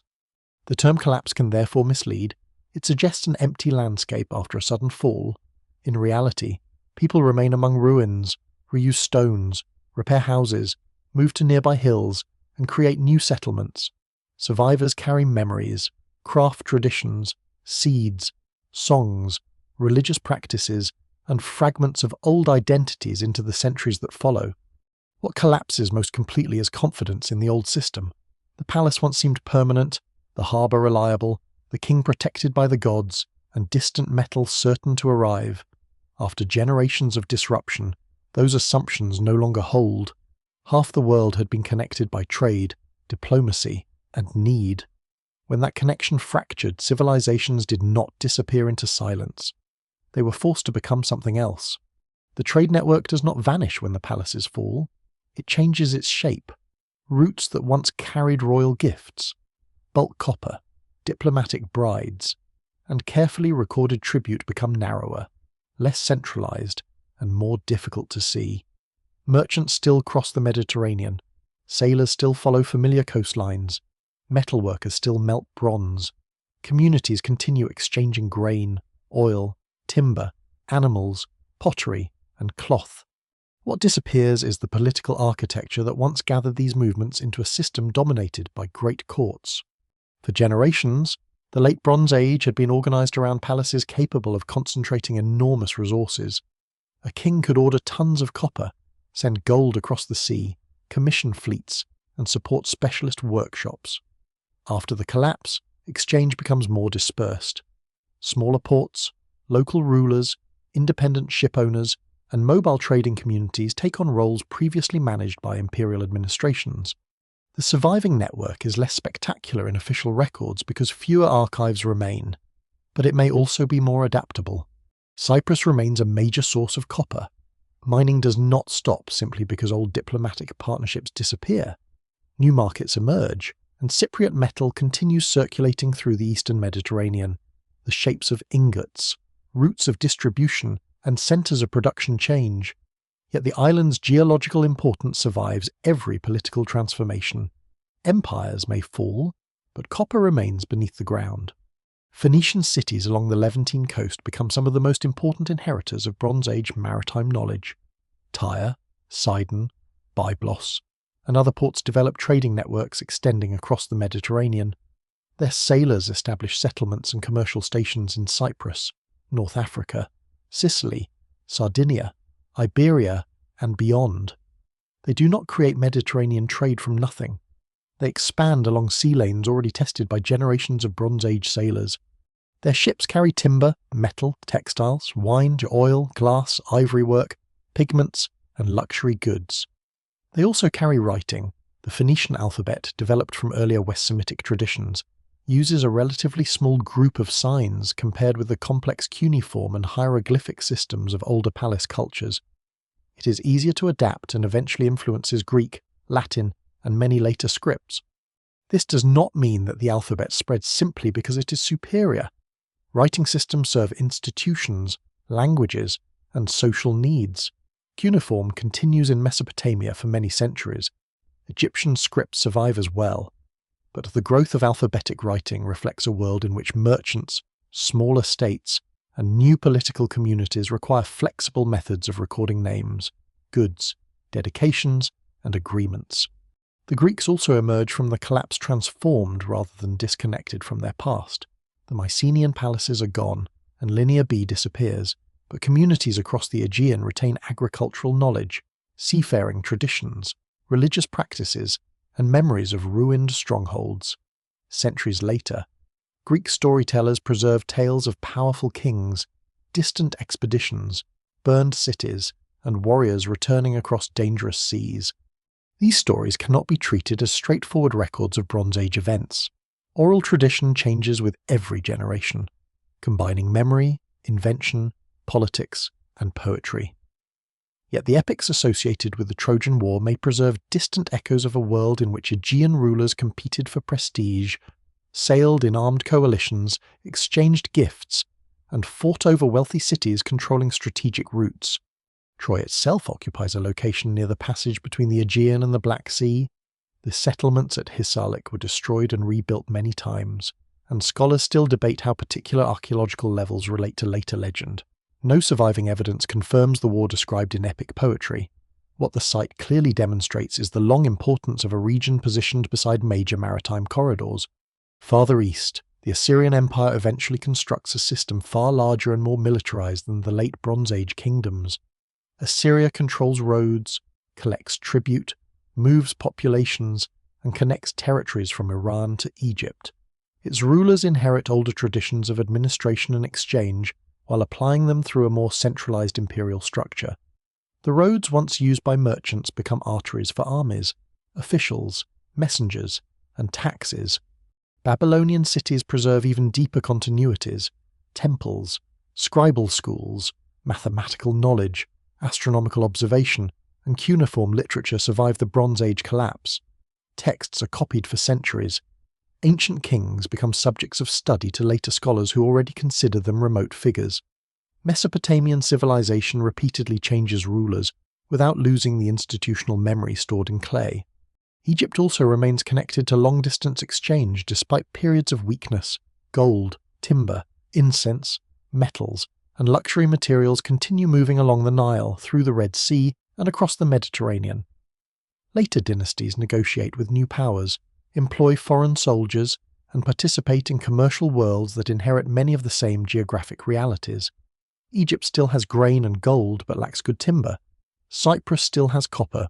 The Levant still offers harbours. Geography continues shaping history after political names change. The Persian Gulf routes likewise endure. Dilmun declines from its earlier prominence, but maritime exchange between Mesopotamia, Arabia, Iran, and South Asia continues in changing forms. Centuries later, ships follow monsoon winds between India and the Western Indian Ocean on an even greater scale. The merchants are different.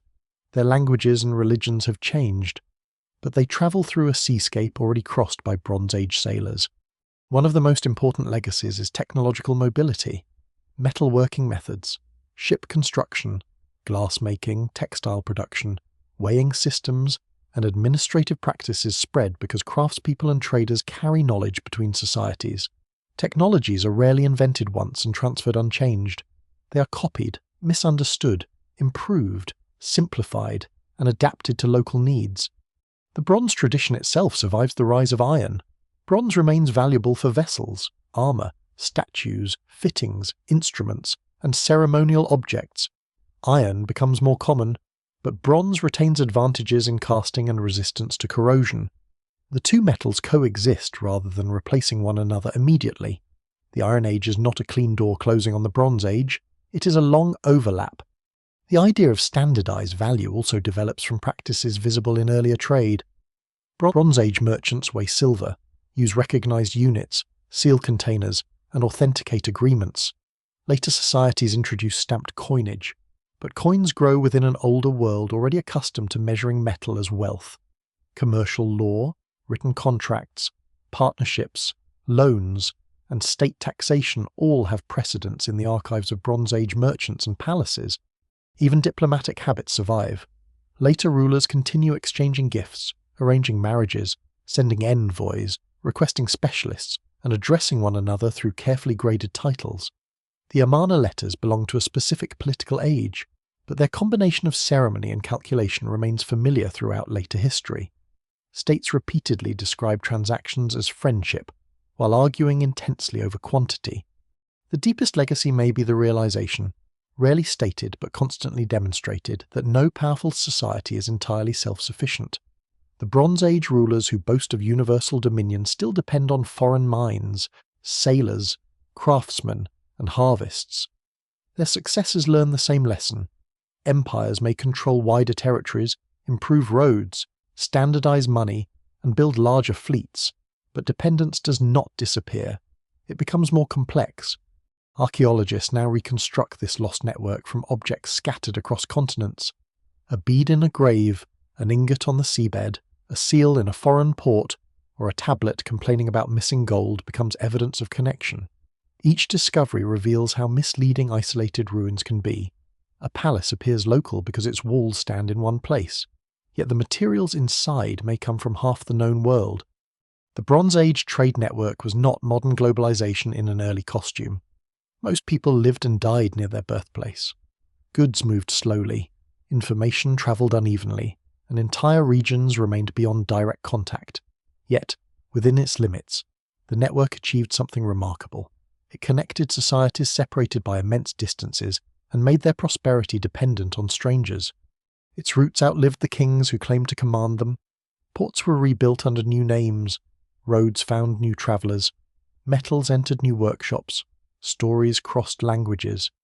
The great palaces disappeared, but the geography of exchange remained, waiting for new merchants, new empires, and new worlds to rise along the same ancient paths. The final image is not a burning palace or a wrecked ship. It is a road at dusk, almost invisible beneath dust and grass. No monument marks the feet that passed over it. No tablet records every load carried along its length. Yet for centuries, animals and people followed that line between water, shelter, and distant markets. They carried metal in sacks, beads in small boxes, letters wrapped in cloth, and stories that changed slightly at every stop. The kings believed the network reflected their greatness. Their names were pressed into clay, carved into stone, and spoken in rooms filled with imported wealth. But the roots were older than many of their kingdoms and lasted long after their palaces became ruins. The network belonged just as much to the unnamed sailor watching clouds gather over Cyprus, the woman counting textiles in Asher, the interpreter listening between languages, and the miner working by lamplight inside a mountain. Civilizations often appear permanent from within. Their warehouses are full, their walls are guarded, and their officials know exactly how much grain should arrive.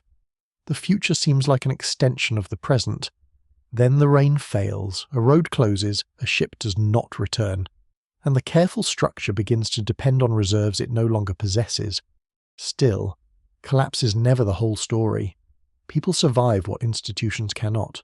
They leave threatened cities, carry useful knowledge into smaller settlements, repair old tools, learn new routes, and build among the remains. Memory becomes quieter, but it does not vanish. A technique survives in the hands of a craftsman. A maritime path survives in the instincts of sailors. A ruined gate survives inside a legend about an age of heroes. Thousands of years later, copper ingots still rest on the seabed, shaped for hands that never reached their destination. Their surfaces are corroded, but their meaning remains clear.